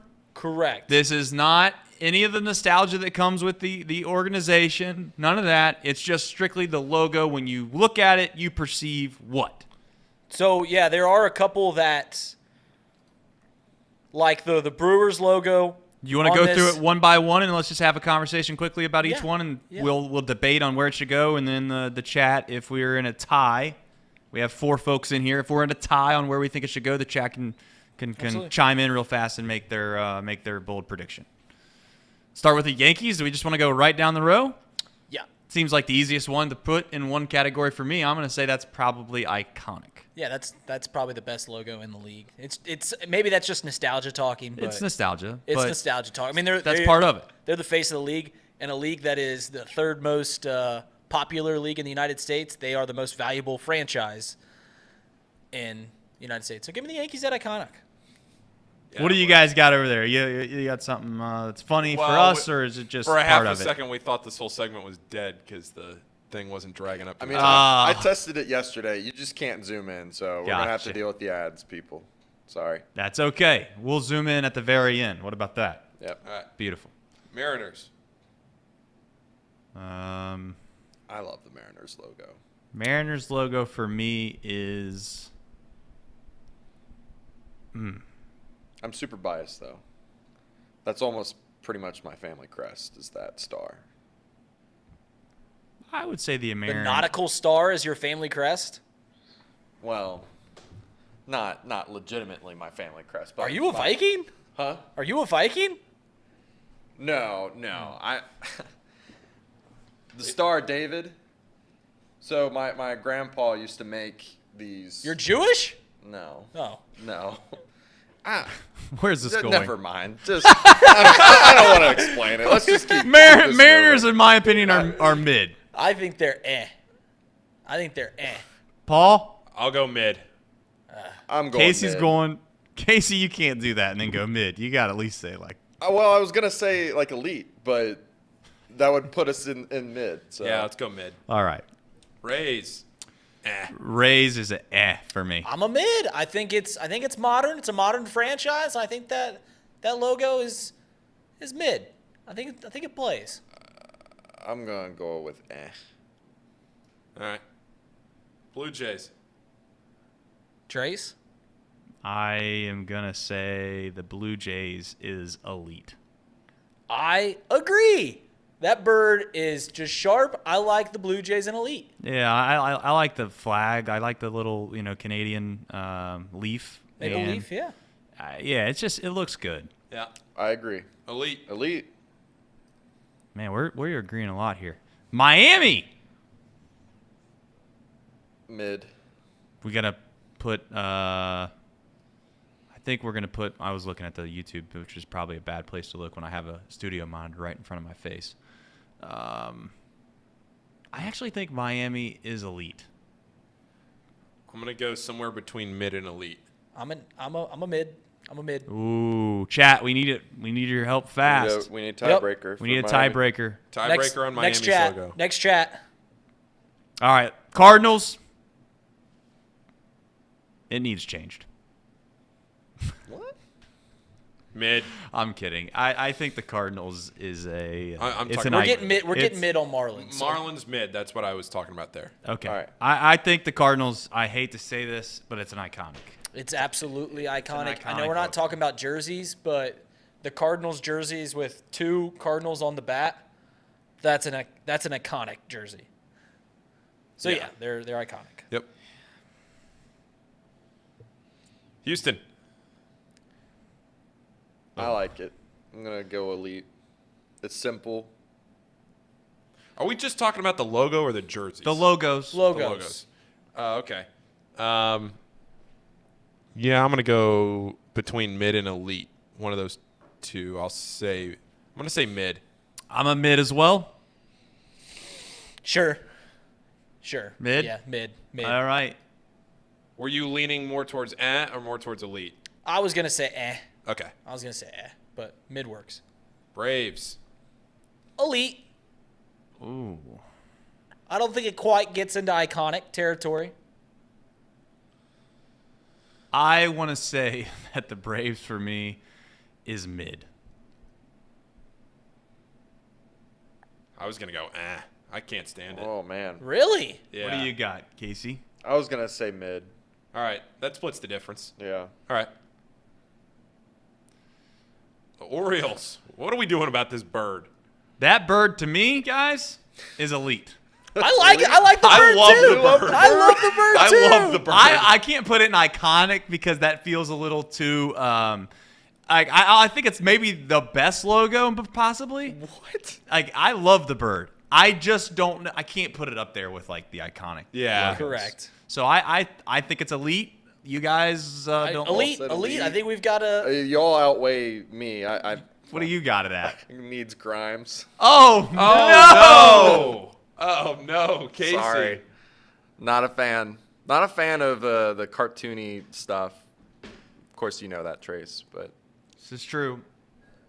Well, that's why I was saying, what are we doing about the bird? Because it is cartoony, but it's funny. I like the bird. it's iconic to baseball culture. I get that. I don't know. I don't think it has anything to do with baseball culture. I just like the look of it. I like the colors. I don't know. I'm a fan. All right. Guardians. They need Grimes. They need Grimes. They need Grimes. That's so bad. I think Colorado might need Grimes too. So that's not actual Colorado's logo. This is a little. It's a little outdated. A little outdated. Yeah. So they actually their They main, went to Grimes. Their main logo is the mountain logo. Yeah. With the mountain, the ball coming out. And that stinks too. I was gonna say I don't know how hard it is for Casey to pull that up on the fly. They need Grimes. Either way, they need Grimes. Well, You're talking about the one that has the mountain through the middle. And I think that's bad too. So that CR though is the one that's still on their hat, right? Yes. Okay. Well, we're talking about who are we talking about? The Rockies. The Rockies. Okay. I pulled it up, but just for the folks that might not, want to go pull it up on their own, they might be able to see it. Either one, I think, are bad. I agree. I think that the Rockies are an for me. I don't know if they need Grimes yet, but I'm gonna need Grimes, but I can concede to okay. Yeah. Detroit. I'm gonna go mid to elite here on Detroit. I like the. I know Old it's English. I know it's kind of in the same vein as just the one letter like the last two, but I like that Old English kind of style. It has a little character to it, a little flair. I like this. I like the Detroit logo. I think it's good. Yeah, I can be easily swayed into elite. I think I'm leaning more mid, but I hate to make this so difficult, but I think it's you don't like it. I think it's mid. If we were to rank these like Casey does his stink list, which I can't wait to come back, I think it's the first one though. Like it's the closest to elite, but I don't think it's elite. Not that we need to do that yet. We'll do that at the very end. We'll sort it by the very end. All right. I'll just put it in mid. I don't have much thoughts on it. Okay. That is the best mid that we've had so far. I agree. I wouldn't be mad if we put it at elite, if we're being frank. Maybe if we have too many mids, it gets bumped up. We'll see. Well, I just think there's so much character to it. Like if you look at what comes across, it kind of looks like the baseball seams. The flare off the back kind of looks like the tiger stripes. I mean, I think there's some character. Baseball to that. seams. What do you think? Like in the middle of the D. The Old English D. The Old English D. What comes across that kind of it's kind of designed like baseball. I'm gonna have to get a better look at that. Is it legit? I don't think that's by design. No, it's not by design. But if you're kind of reading into it, it kind of looks like okay. If you stare at it for so long, your eyes, tilt your head. Yeah. Okay. All right. Fair enough. Understood. All right. What this one? Royals. The Royals. That is elite or iconic for me. I'm open to what others think. I like the Royals. I do. I really do. I think it blends in with the stadium, blends in with the theme of the team. I like it. I think it's elite. Yeah, I do too. Elite. You're all gonna outweigh me. I think that's Ooh, it's very basic. Doesn't like it. Now, when you were out in Kansas City, Case, did you take a gander at the stadium? I did. I do like it. I do like that is how their it looks scoreboard. In the Their logo is their scoreboard. Which is I cool. do like that a lot, but I just they're stuck with it. So I guess if I were trying to update it, it would be pointless. No one's ever stuck, to be fair, but I get your point. It's hard to change your logo or your brand when you've had it for so long, but it's the crown is what I like in it. I get what you're saying. You not like the KC part of it, or you just don't like the crown? I don't like the KC part of it. I don't like Casey either. Yeah. All right, Casey, we're going to need you to do some detective work on the Brewers real quick because I want to blow your mind. All That right? just went right over my head for about 2 seconds. I want to blow your mind, and we don't have a. We're running on time because I think Tracy's coming on here at 11:30. Yeah, He gotta can power- wait. This is important. We got to power through. The Brewers, that's not their new logo. That's not their actual logo. So, if you can, I want you to pull up the Brewers logo, and I want you to tell me what you see. The glove. Yeah, it's the glove, right? Yeah. You just think it's a glove? You don't see anything else about it? I mean, I see the M and I see the B. There you Did go. There not it see that. is. Did not see that. You should have. You kind of gave that away. To be fair, never in a million years did I notice the M and the B. Yep. So it is not just a glove. It is their initials, the Milwaukee Brewers. That M that's on the graphic is eh. It is. The M and the B is somewhere between elite and iconic. Right. Whoever made this tier maker, they Here. messed that up. Just to Yep. so everyone's on the same page. I do like. I that do logo. like that one a lot. This is going to be electric podcast listening for the people that are. Yeah, the old school. I don't know how old it is, but the Milwaukee Brewers. It is electric podcast listening. Let's move them to yeah, that's fine. People are going to be pissed when they see this graphic when we put it on social media later because that's a terrible selection based off that M. Angels. Needs Grimes. Needs Grimes. Angels needs Grimes. Yeah, I don't like it. You don't like the What? A with the halo? No. What? Nope. At worst case, it's mid. Yeah, I was gonna. You say think that mid. could be iconic or elite? I'm not saying Because it's worst case implies that it could be higher. Yeah, you could convince me that it's elite. I don't like it. Needs All right. Grimes. I think it's mid. So we're gonna. Eh. It seems like So it's put it in an eh. okay. Oakland. Eh. Yeah. Does nothing. The elephant is cool. That's not their logo. Yeah. Phillies is for me mid. Really? I was going to go elite. I like elite too for the Phillies. Love The the cracked Liberty Liberty Bell. Bell. Are you un-American, Trace? It's not that I'm an American, it's that I just think it's a little busy. A little busy. I'm somewhat leaning towards Trace as well in the mid category. All right, we need it, chat. All right, so we need a chat Mid on, or elite, on chat. the Phillies. Chat. Need it fast. We got Chat. one mid. Phillies. We got to go quick because we got Tracy coming in here in a second. Elite. We need one more. Elite. It's the rubber match. Elite. Rico. Elite. All right. Elite. All right, elite it is. On to the next one. Grimes. Hate the P. Yeah, I was gonna say eh. I think this is iconic. Wow. What? It's a P. Wow. I like the P. It's the colors. It's the colors, the black and the gold for me. But I will secede. I don't feel Wow. overly. It's Go just ahead, a yellow Casey. pea. Charismatic It's about it. yellow pea. It's literally urine. Yeah, it's urine. Like, come on. It needs a little. All right, I think at that point, if it's either eh or mid, based off the fact that he thinks it's iconic, that's a tough. Throw it in eh. Reed No, Mouse is it's making eh, it tough. it's eh. All right, as it is. San Diego. Mid. Yeah. I think it's eh. Mid to eh. So Oh, just throw, I'm gonna say mid. Okay. Okay. Rangers? I like the Rangers. I do I'm too. gonna say elite here. Can't stand the Rangers. Yeah, Oh, really? I think I'm at the bottom of two. I want to say that's almost like a Need Grimes. Really? What? I agree. I think I'm closer to Need Grimes. Bad. I'm closer to what Paul said. I think it's. What do almost you guys iconic. like about the Rangers logo exactly? Got the baseball in it. Got the Oh, colors. Wow, that's great. Looks like a clip art baseball. By got the the way. colors. It's like I like the Bill the Gates colors. came up with I like that the and T. threw it in there on word art. That's true. I think it's why it's so iconic is because it's the most generic baseball logo like team that you could possibly have. It's literally a You're trying to baseball- say iconic, and you're just called it the most generic.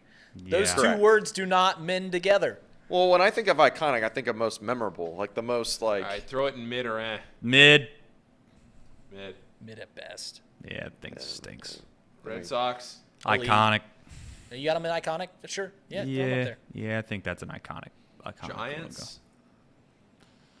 I like the Giants. Giants, I think it's either mid or elite. I could be I was convinced gonna of say either. elite.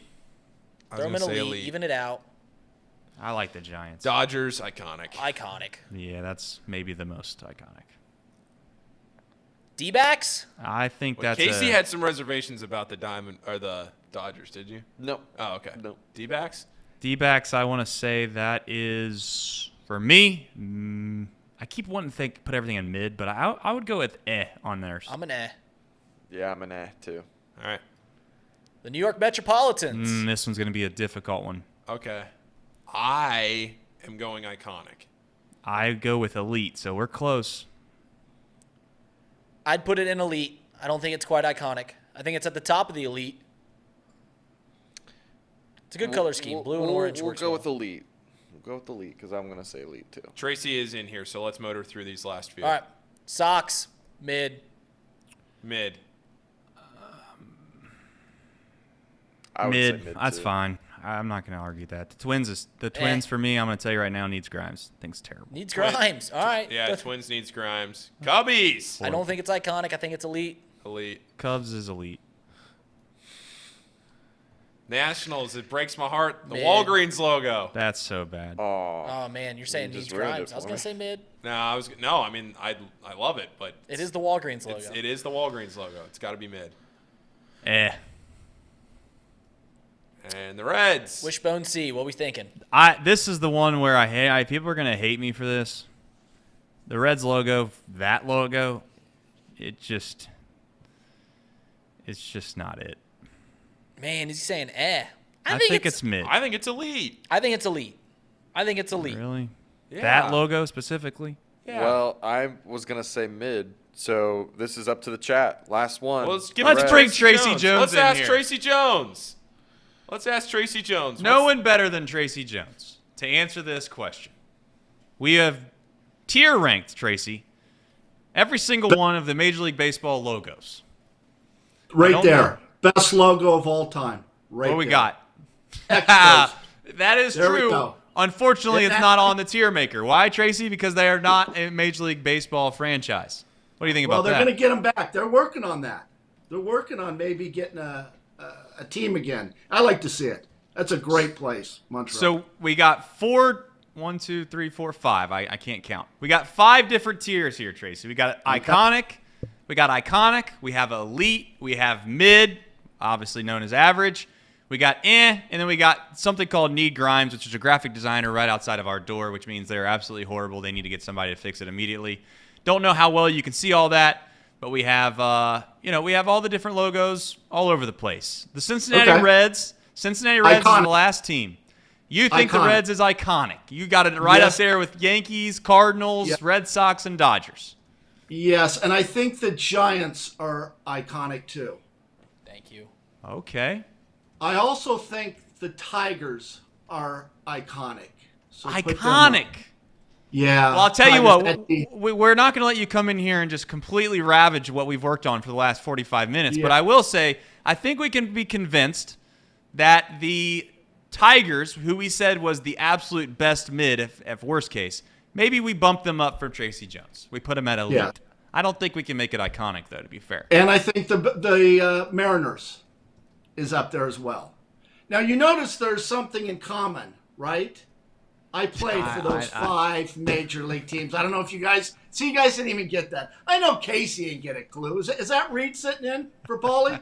We got them all in here. We're all here. You know, Tracy, what happens is when Thom calls off or Thom has something that he needs to go do, we just try to figure out how we're going to keep on going with the show. So we bring everybody in the room as a crutch, as they say. You just try to get as many people in the room as you can, and you just lean on each other, and you just start bouncing off ideas. Although they're bad, at least there's more than one person that has a voice. Let me throw this at you before we talk a little baseball, because I thought about you guys last night, and I want to get your take on this. Can't wait.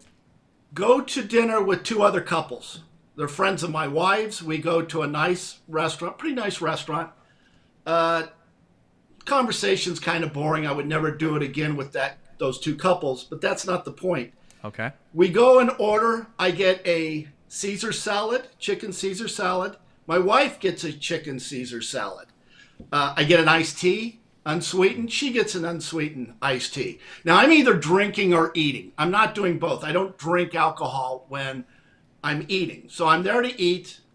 Not a big deal. Okay. The other two couples are eating like they're going to the electric chair. They can't get enough food. They're one of those appetizers. Right. I'll get some brandy. I'll get some, the mixed drinks. Yeah. Were you at the Golden Corral? Here's the point of me bringing this up. It comes to the end of the dinner. Yep. What do you think one of the JOs says? Let's split the bill. Let's split the bill. I had chicken Caesar salad, Trace. Okay? Yeah. I didn't drink. The bill was it was a little over $600. Wow. I finally looked at my wife and said, I look at her and give her the look. She thinks every time we go out, I should pay for the entire dinner. It doesn't matter. She thought I was playing in the big leagues now instead when I was making 60 or 80,000 playing for the Reds in 86 and 87. So I happened to have a couple of $100 bills. I threw it on the table, and that was that. Splitting the bill is stupid. Who came up with that idea? I even like when you throw your credit cards in and you pick out of that. That's something I could see. I'd have just soon pick up the dinner than have someone split the tab. And so chicken Caesar and iced teas cost me $200. Do you think that's right? What would you have done? What I would have done would have been relatively funny, I think. As soon as they would have offered the idea of splitting the bill, I'd have said, you know what? I think I want some dessert. And I would have ordered probably 12 different things from the dessert menu. I would have tried to get myself in a monetary value that was relatively close to what they had already spent. And I would have just walked home with like 14, different dessert type things on the way out. What do you think about that? Now that's quick thinking, right. Tracy. That's really quick thinking on your part. Instead, I'm mad. My wife looks at me like I'm some kind of cheap ass, and I'm thinking we should have just gone for round two and said, you know what? All of a sudden, I'm pretty hungry, and I'd like to get some of that top shelf Grey Goose, two shots of that, and let's get it on. But I just could not believe someone made this. Let's split the bill. It just really bad taste in my mouth.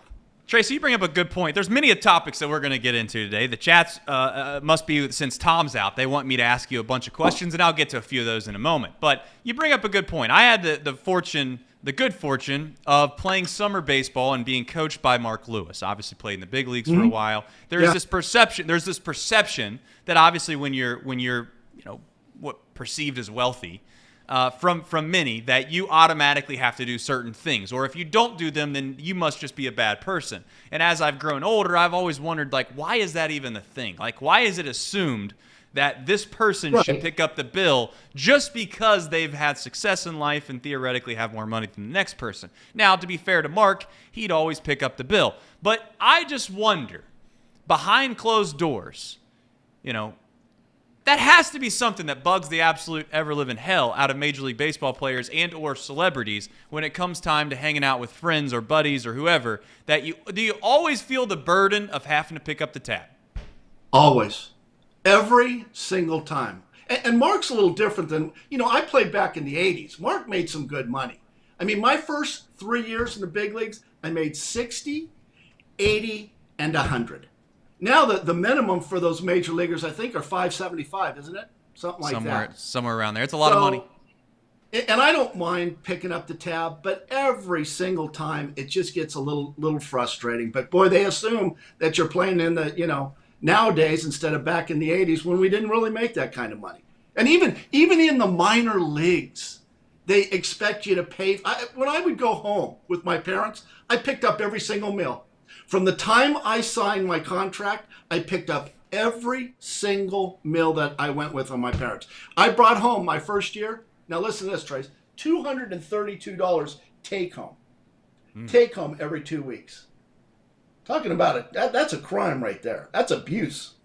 That is abuse. So, do you ever have anybody that you've remembered the way that they treated either the group or you by saying they'd pick up their bill? The opposite. Have you ever had somebody that you're like, wow, I'm impressed that this person went out of their way and just said, no, I'll make sure that I take care of mine? You know who does that? Is my wife's mom. You know the woman with the $268,000 Porsche? Porsche, yeah. Not Porsche, Porsche. She picks up every single tab. There you go. So, yeah, that's nice. I'll tell you who's real generous. I'll throw Buddy Bell. You go with Buddy Bell out to eat, Buddy Bell picks up every single tab. And if you try to pay, he'll get mad. I'll tell you another guy who's real generous, Rob Dibble. Dibble is really generous. That's kind of surprising. He's very giving. So those two guys probably the most generous that I played with. All right. Staying on the same lines, who's your favorite MLB manager that you ever played for? Is that putting you on the spot? I like Buck Rogers. I like Buck Rogers because he treated everyone the same and different than Sparky. Sparky had different rules for the star players compared to the scrubs.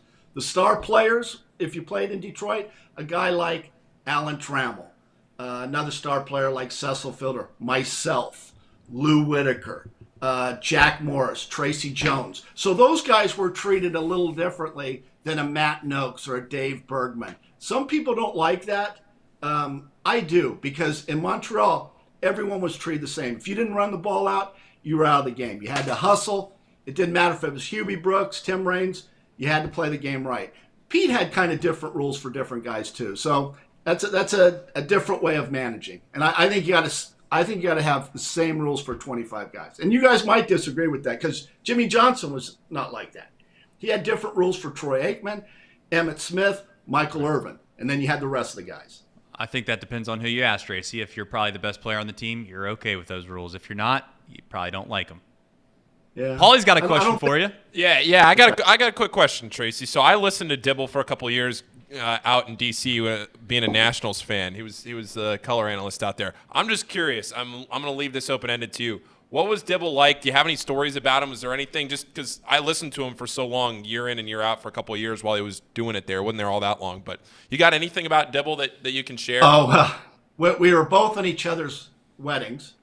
I went to his wedding in Connecticut. He went to my wedding in Cincinnati. Dib and I were roommates. Even though we had in our contracts that we could room by ourselves, I liked having a roommate. I had great roommates. I had Kurt Stillwell, I had Paul O'Neill, and I had Rob Dibble. There's quite a difference between those three. Dibs, I'm a big fan of Rob Dibble because he's got a lot of guts. He was a very good pitcher. We started in Eugene, Oregon together. And Dibs, what he would do in spring training, I would fly. Dib would be in there first because he was with the pitchers and catchers, right? So he would meet me at the airport to give me a ride to my hotel. He would have a 6-pack of Mickey's. You know Mickey's Big Mouth? Those things, because he knew I liked it. And that's what he would have. He says, come on, Trace, let's go out. And that guy could go all night long. He would party all night, not get drunk or anything, but he had the most energy of any person that I've ever come across. I mean, he could go all night.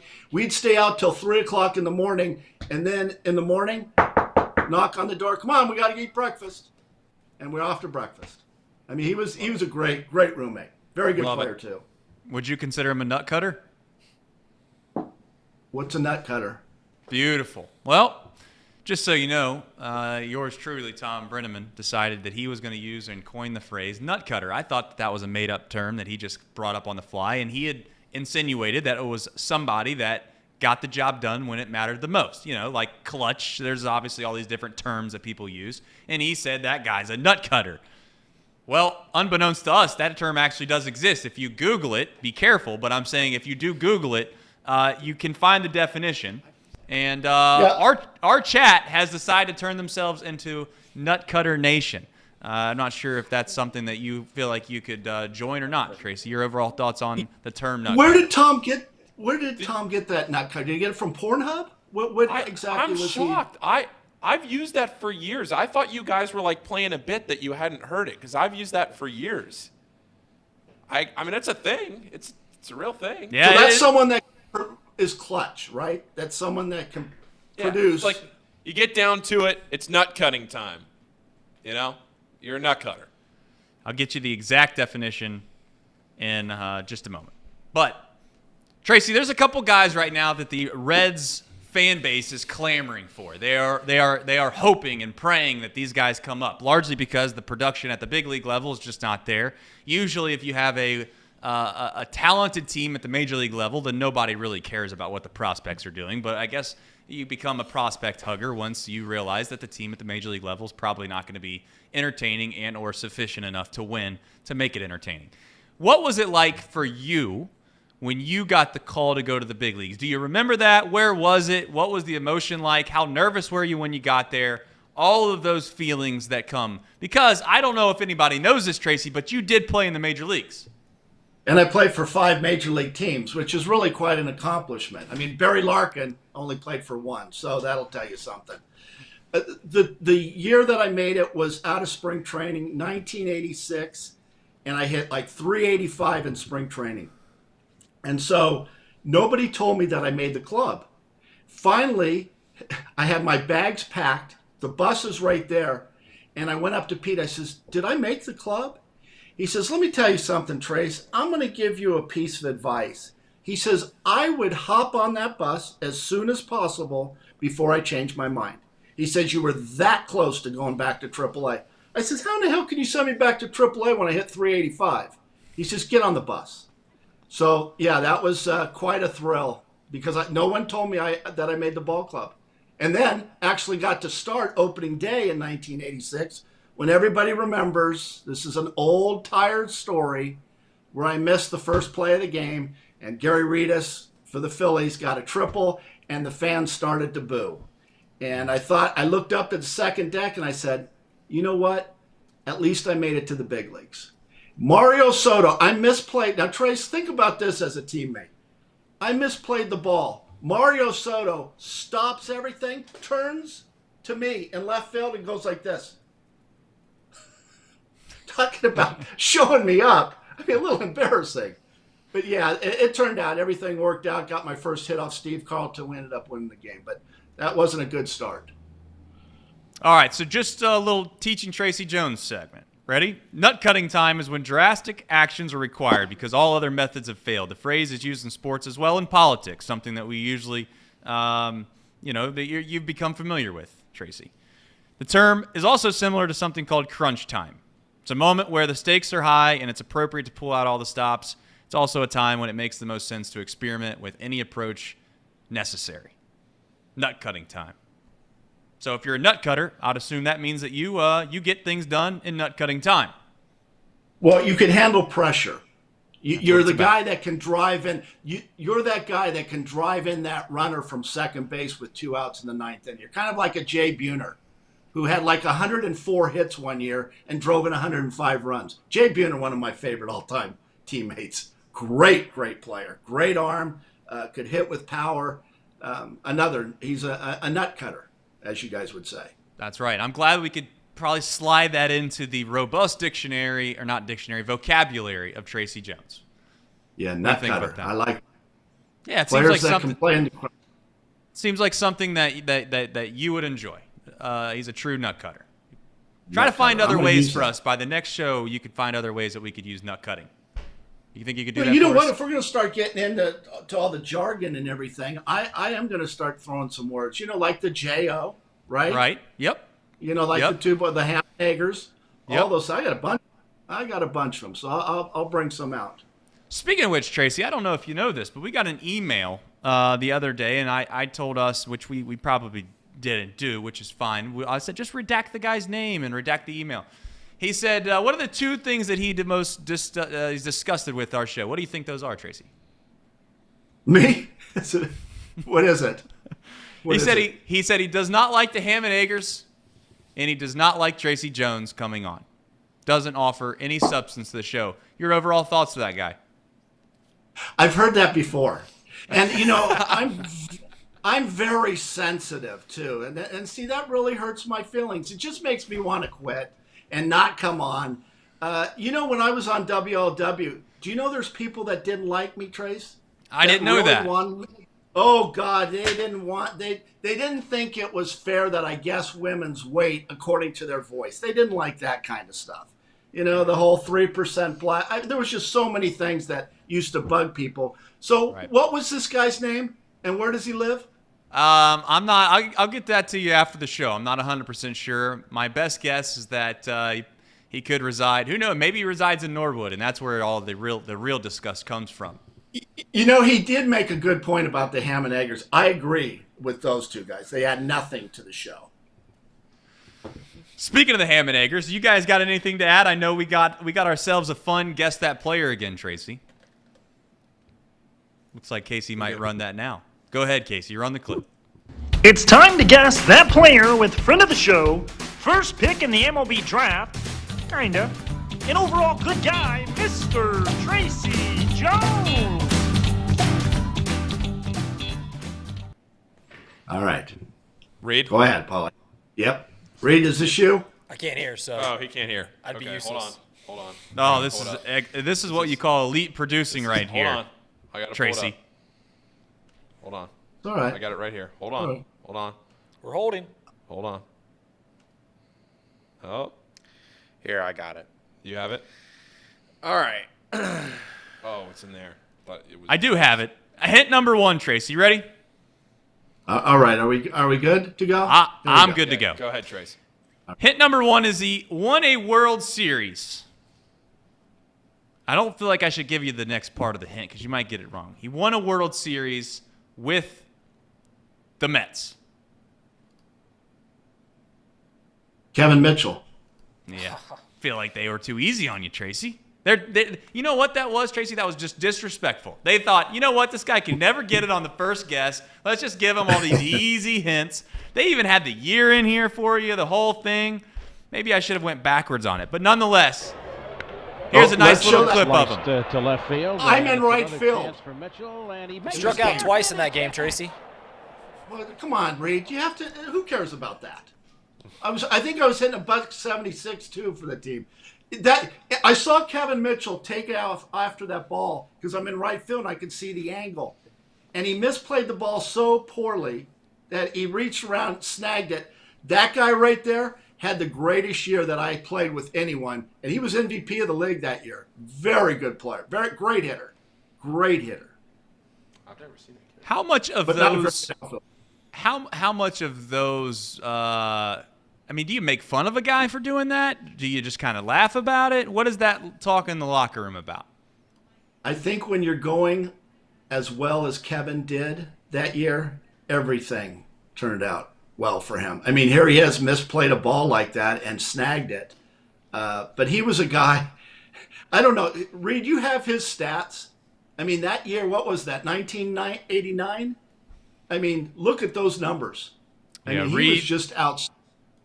Got the right here. Here's the baseball reference page. It's going to be probably difficult to see. Reed, he wants to know what Kevin Mitchell's stats were that year on Baseball Reference. That was the year that he won the MVP. So I think he had 47 home runs, over 100 RBIs, 125. You can see he led the league in slugging. It looks like I'm not looking at it anymore, but I know he had 47 home runs and won the most valuable player that year. He was so good. He actually walked 32 times that year. All in San Fran. Of all of the major league cities, I was thinking about this the other day. Of all the major league cities to be absolutely the guy in, which one of you would you have chosen? If you were like, hey, I'm going to be the best player in this city for whatever, call it 5 years, where you become the guy. Which city would you choose? You'd pick in New York. Do you like the lights? Do you go to Chicago? Do you go to San Fran, San Diego? Maybe L.A.? What's the city? I like San Diego. I think San Diego's an easy place to play. I would love to live in San Diego. A lot of big-time wool is in San Diego. I like San Diego myself. Just a quick story about Kevin Mitchell. Let's hear it. I was just absolutely brutal in San Francisco. My knee was bothering me. It was just terrible. One game, Roger Craig had me hit in back of Kevin Mitchell. Well, it was a game against the Padres. Jack McKeon was the manager. They walked Kevin Mitchell 3 times to get to me, and it had bases loaded every single time. And every single time, I got a base hit. And I drove in 7 runs. I think it tied Willie Mays. I was terrible that year, but I was good that one game. And they asked Jack McKeon, do you have any regrets on walking Kevin Mitchell to get to Tracy Jones? He goes, if I had the same opportunity, same situation, I'd do it over and over and over again. I'd walk Kevin Mitchell to get to Tracy Jones any day. So that's I don't know why I was hitting behind Kevin Mitchell. That's not very good. Well, it worked out that day. And did you have any rebuttal back for that, or did you just let that go? You don't seem like a guy that would let that go.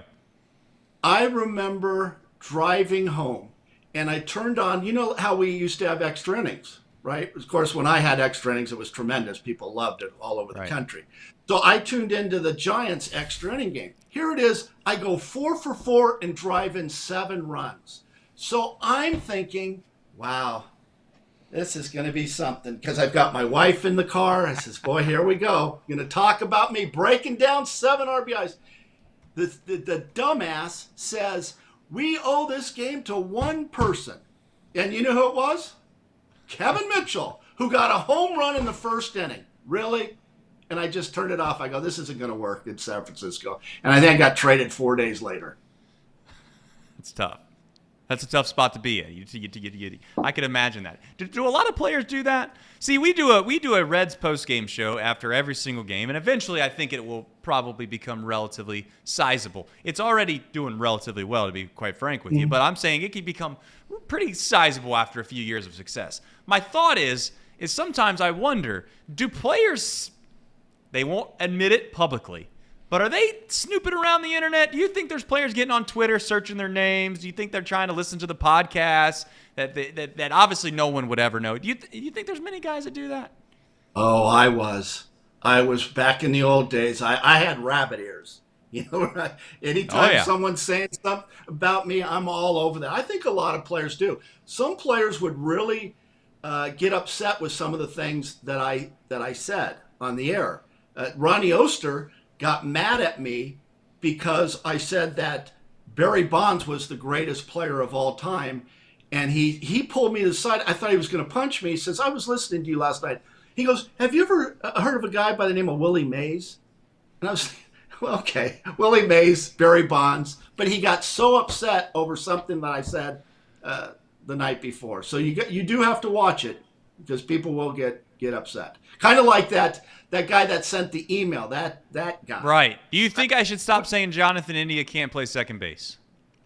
Don't say that. Yeah, because what will happen, he'll probably end up being a really good second baseman. Right. When you start bad-mouthing someone, they always seem to perform better. Do they not? Like they do. Casey. We talk about Casey being a great producer or a lousy producer, right? Yeah, Casey, good point. You're a great producer. And Paul, you too. It's a good point. Doing a Kevin great Newman. job. Kevin Newman, I think, is very, very, very prototypical of what you were just saying. I've been relatively critical of Kevin Newman. Put out a tweet that might have said he should have been DFA'd, and the next thing you know, he's playing well. Just so happy. It happens. It's crazy how that happens, isn't it? Yeah. Kind of like Senzel, right? Look at Senzel now. Yeah. I mean, that guy never got on the field, and all of a sudden he's producing. That's a guy that went second in the entire draft a few years ago. That guy can play. He can play. He stays healthy. He can play a little bit. He's got to stay healthy. Nobody knows that more than you, Tracy. I think that do we have the picture of Grayson? We do. Tracy, I'm going to set this up and I'm going to let you go. I'm going to make you feel good, because I think there's times where people forget of how good of a player you were. And I also want to say, this is not even provoked. The other day, my son started getting the little baseball cards, right? And he's just digging around. And check this out. Go ahead and throw that up on the screen, Tracy, or Casey. You have to get rid of the old Encore. Check this out. Yeah. What do you think about that? I don't even know if that's a rookie card or what that is, but he pulls that out, and he's like, hey, he said, hey, you know what he's doing? He's like, hey, Dad, is this guy any good? No, he can't read, has no clue about nothing. You know what I told him, Tracy? What'd you say? I said, that's the best player that you got in the whole entire deck. And you know what he's done? He's got that thing. He's got that thing sitting right on top of his bookshelf, Tracy, just that one. Because I'll tell you what I'll do. I'll tell you what I'll do. If you have get that card to me and I'll sign it. Beautiful. And make sure you send $5 too. I will. And when I get it back, Tracy, I'm gonna have to sell it, turn around, and flip it on eBay.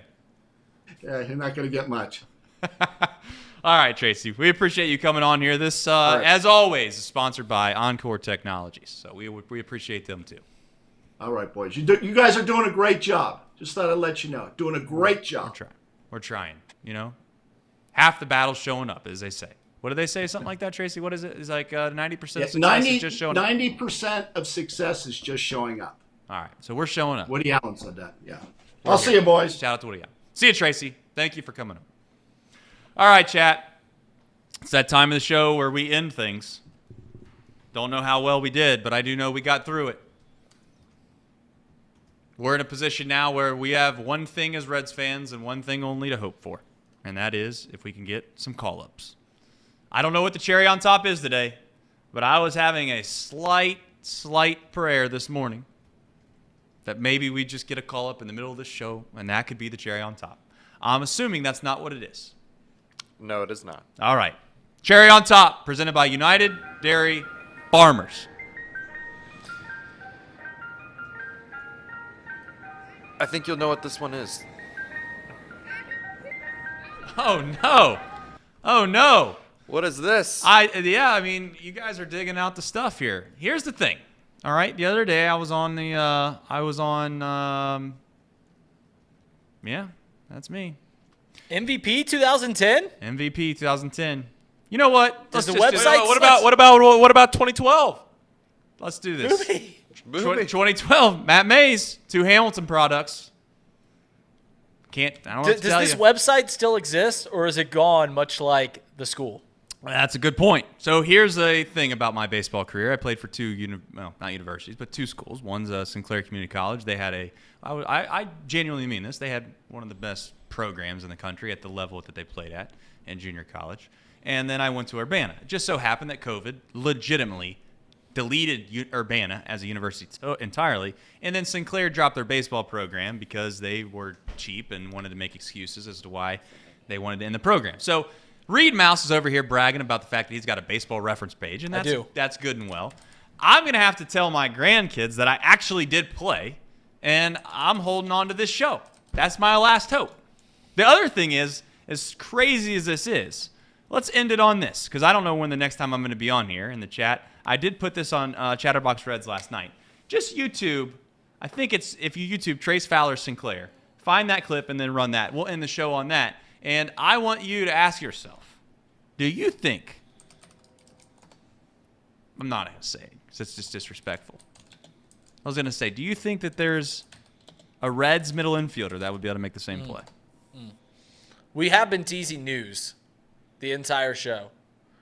Big League Paul news. Let's hear it. Oh, God. What's Big League Paul news? There's Big League Paul news. I'd love to know. There is? Reed? Who has the Big League Paul news? Monday, Big League Paul Let's hear it. is sitting in that chair. Boom. He's hosting Off the Bench with Thom Brennaman, but on Monday it's going to be Off the Bench with Paul Fritchner. We listened to the people. We gave them what they want. You guys thought I was making up news the whole time. No, there is news. Paul's hosting the show on Monday. Love that. All right. Love cool. that. What do you have to say, Paul? It'll be fun. We'll have a good time. We'll come out of the weekend. Fun weekend. Got a lot to talk about, so it'll be a good time. Looking forward to it. I love it. Paul Fritzner's probably going to do the best job that anyone's ever done in this seat. Yeah, right. You know what? He's going to be the most well-prepared. There's no doubt in my mind. He's going to have a full weekend to come up with the best topics that he could possibly come up with. And I can't wait to hear about it. But before you go, and before we end my show, that probably, hopefully, if I had it my way, I won't be back on this program for quite some time because we got to do some things around here at Chatterbox that require some heavy lifting, and I really want to do those behind the scenes. But I used to be embarrassed by this, but at this point in my life, it's about the only thing that I can hang my hat on, as they say, from playing days, because as Reed mentioned, they're all gone. The record books are gone. The statistical nature of me having some stats on the web, on the internet. The internet is clearly not forever because they are gone as well. But YouTube exists, and thanks to Steve Brennaman, this still exists as well. I'm going to flag this. Run the clip, Casey. Are you wanting audio with this? Oh, yeah, you got to have audio. I mean, come on. There is no audio, I don't think. Oh, Casey, there's audio. I mean, there's no doubt about it. Look at the play. Whoa! Oh, boy, you have to be kidding me. That was the catch of the year so far. Catch of the year. The throw was subpar, but the catch was a little offline. Yeah, it was bad. It wasn't bad. Call it what it was. It was bad. Great play, though. Then he had the presence of mind to get up and throw out the base runner. There it is. That's I'll just tell an you. incredible play.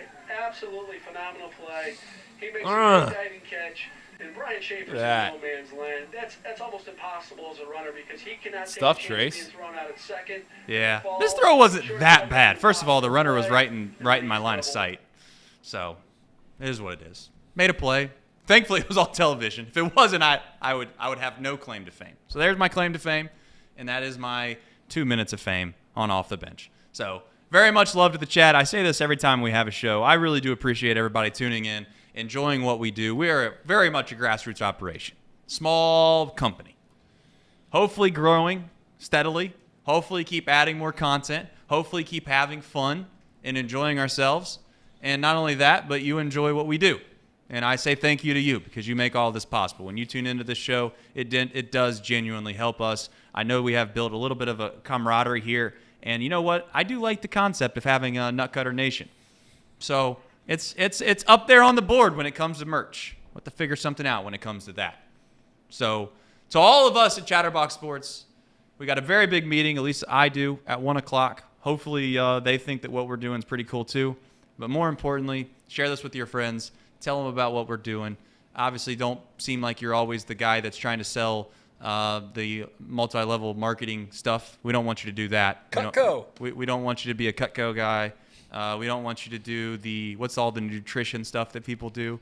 Vima? No, it's, my gosh, Amway. We don't want any of that type of stuff. But you can let them know about Chatterbox Sports, and we would appreciate that if you do. That's my time. Mike Schmaltz, Derby picks. Let's go. My time is up.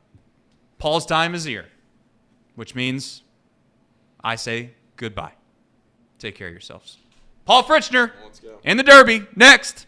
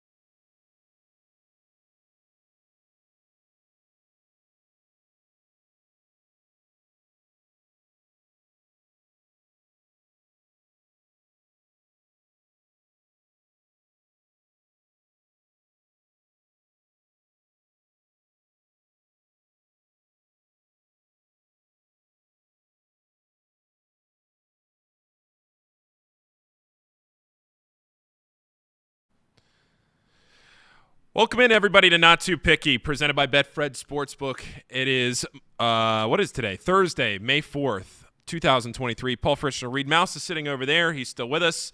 Casey McAllister is over to my right. And Mike Schmaltz, we're going to get right to Mike here off the top. He's wearing the green shirt. I know he always wears the green when he's talking about money. Mike, how you doing? How you doing today? Hey, absolutely fantastic. I don't know if I can follow the highlight there from Trace. I mean, that's huge. Yeah, wasn't it? Do we have any Moeller? Left field. Do we have any Moeller highlights from you? No, I never got to play for Moeller because I was too small, very small.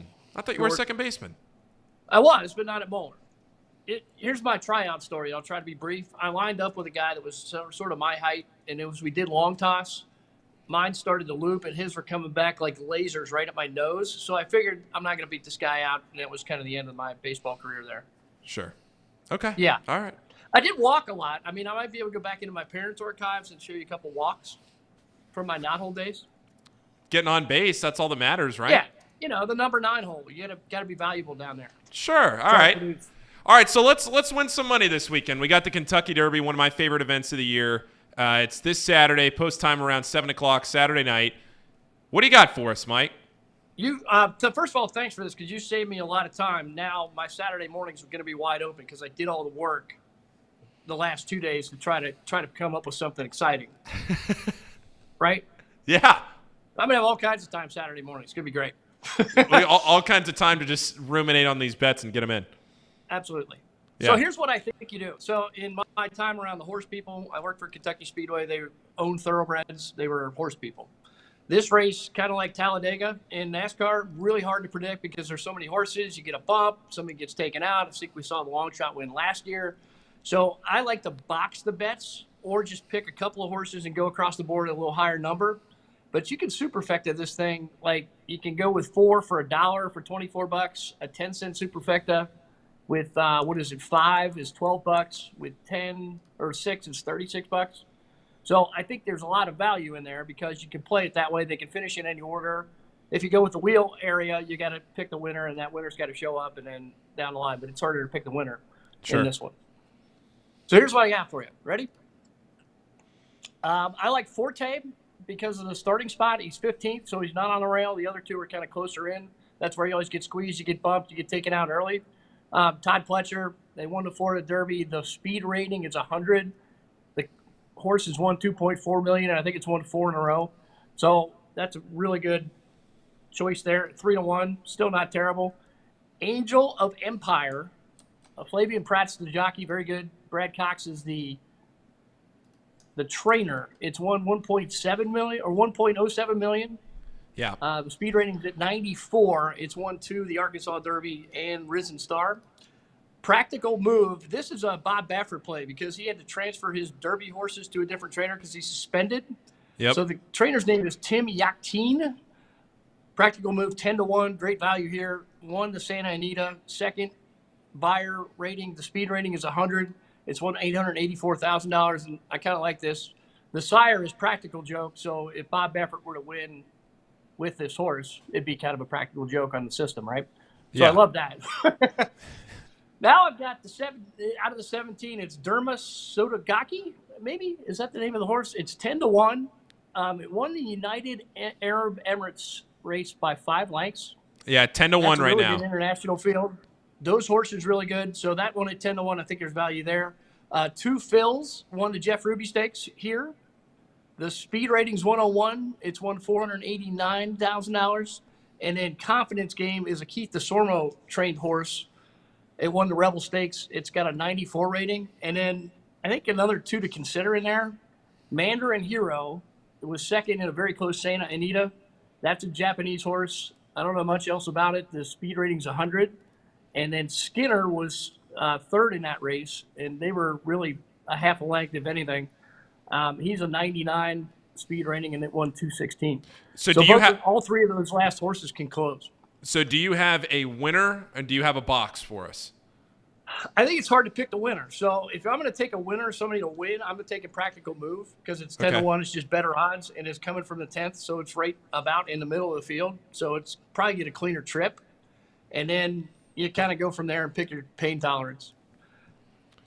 Yeah, so when in 2021, that was the last time, there's only been one since then, and I didn't get it right last year, but I don't think a lot of people got it right last year with Rich Strike.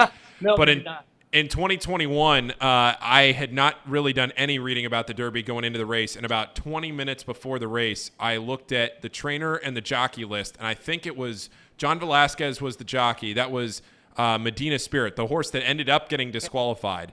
And Baffert was the trainer. So I saw Velasquez was on the horse, and I saw Baffert was the trainer. And I threw a bunch of money on it because I said, you know what? That's a pairing that I can't pass up at decent odds. Medina Spirit won, then ended up getting disqualified, but I won the bet anyway. Got paid out the cash, didn't have to get it back, so it worked out. Last year, I don't think anybody saw that one coming. Late close, so be it. Did you see the article yesterday that NBC is doing extra preparation this year on the long shots because they want to be prepared in case anything like last year happens? I don't know if you saw that, but they're doing all that extra stuff. Same idea. I was we used to go to what's now Belterra, but it was River Downs at the time. Down there for Derby Day because it was fun. Woman I went with, Mind That Bird was like a 50-1, and I like, how'd you end up picking that? It won the race. She won a lot of money. She goes, well, there was a bird outside of my window this morning, and I just thought, well, maybe it was speaking to me, so she picked that horse. That's how it wins. So it's just impossible to go in here and try to study and, use your algorithm and figure out who's going to win. So I like odds, trainers, and then, you look at the money that these horses won. $2.4 million is a pretty solid case for Forte. I mean, that's the most in the field. Angel of Empire, $1.07 million, and then Practical moves up to about $884. But, I love the Bob Baffert play, Todd Pletcher, all those established guys. Brad Cox, he had the Bluegrass winner, too. So all those things come into play. Yeah. Okay. At least to give you an idea. Outside of the Derby, do you have anything, NBA playoffs, anything, MLB, anything to look at this weekend? I will take – well, our man Drew Rosinski is playing tonight. He's pitching against the Seattle Mariners. I was looking at that. Paul and I did a interview with Drew Rosinski, who's now in Oakland A, when he was with the NC Dinos back in 2020. And he's awesome. He's from Ohio State. His ERA is like 7-something right now, or 4.71, I think. Yeah. Mariners are hitting like 215. I kind of like the Mariners in that. I think they're minus 250, something like that. I'm going to give you this. Golden State tonight, 265 to even the series, minus 265. I've got you FC Cincinnati and DC United, plus 265, boys, for a draw. They're pretty even. Play to a draw. Let's play to the draw. Okay. If you can, right? Are you going to go? It's home. It's I've never been, so I got to go check it out. This would be a great time to go down there and watch my draw bet win. Go down there, go to the go to the pitch across the street, watch the Derby, and then head into the stadium. Yeah, that's a great idea. Okay. All right, you want to talk about NASCAR? Well, let's do it. NASCAR's at Kansas. Ready? Denny Hamlin at Kansas averaged a third-place finish his last two. He's plus 200 for a top 3. He's minus 115 for a top 5. I think both of those really good. Christopher Bell, really good there. Last 2 races at Kansas. He's in a car that led 49 laps. He's minus 115 for a top 5. Then there's some really good value deeper in the field. Josh Berry is in the 48 for Alex Bowman. Bowman's hurt. Josh Berry last week 10th at Kansas or at Dover. He's plus 625 for a top 5. That's great odds. He's plus 180 for a top 10. The car that he's in led the most races in the last 2 Kansas races. It's 107, and it's averaged a 7th place finish. He did in his last 2 Xfinity races at Kansas. Then you got A.J. Allmendinger in there. He's plus 355 for a top 10. He averages 5th in his last 2 Xfinity races, first year in the Cup Series there. And then Brad Keselowski's been really good at Kansas. He's plus 105 for a top 10. So there's some options. Box so guys up. You're all over the board. Are you playing Box any of the? Give me one winner, one for a win. One winner out there? No. I mean from NASCAR, from any one of those, from on that list. I'll say Denny Hamlin wins that. Plus 200. I don't know what he was like plus 400 to win. Okay. So take that. All right. Good. Anything else? That's all I got. You got anything a lot. for me? Got a lot of money. I like the shirt. Yeah, it's out there. Option. I tried to be refreshing. Yeah. All right. I didn't have my bow tie though. It's all right. I was expecting a hat. Yeah, I was gonna go like Newsy cap for the Derby, and then switch over to my favorite NASCAR hat, which is like a plumbing supply company. You really should one of these shows come in with a NASCAR uniform on. You probably got one of those lying around somewhere. This is a great story. So J.J. Yaley is one of the racers. He's still in it occasionally. He had a fire suit that was shipped to Kentucky Speedway on accident, and it sat around for like a year. Nobody claimed it, so I took it. It's my Halloween costume. So yes, I do, Paul. If you want me to run through fire, I can do it. I would expect nothing less. I didn't even know that, but I just expected it. It's fantastic. Yeah, it's a good story. All right, Mike. Well, have a great weekend. All right, boys. And enjoy your golf trip next week if I don't see you before then. Yeah, let's make some money. Yeah, it's a social thing, not a playing thing. That's all right. Golf's been rude to me so far. Yeah. All right. It's early though. Yeah. All right. You still got plenty of time in the season. All right. See ya.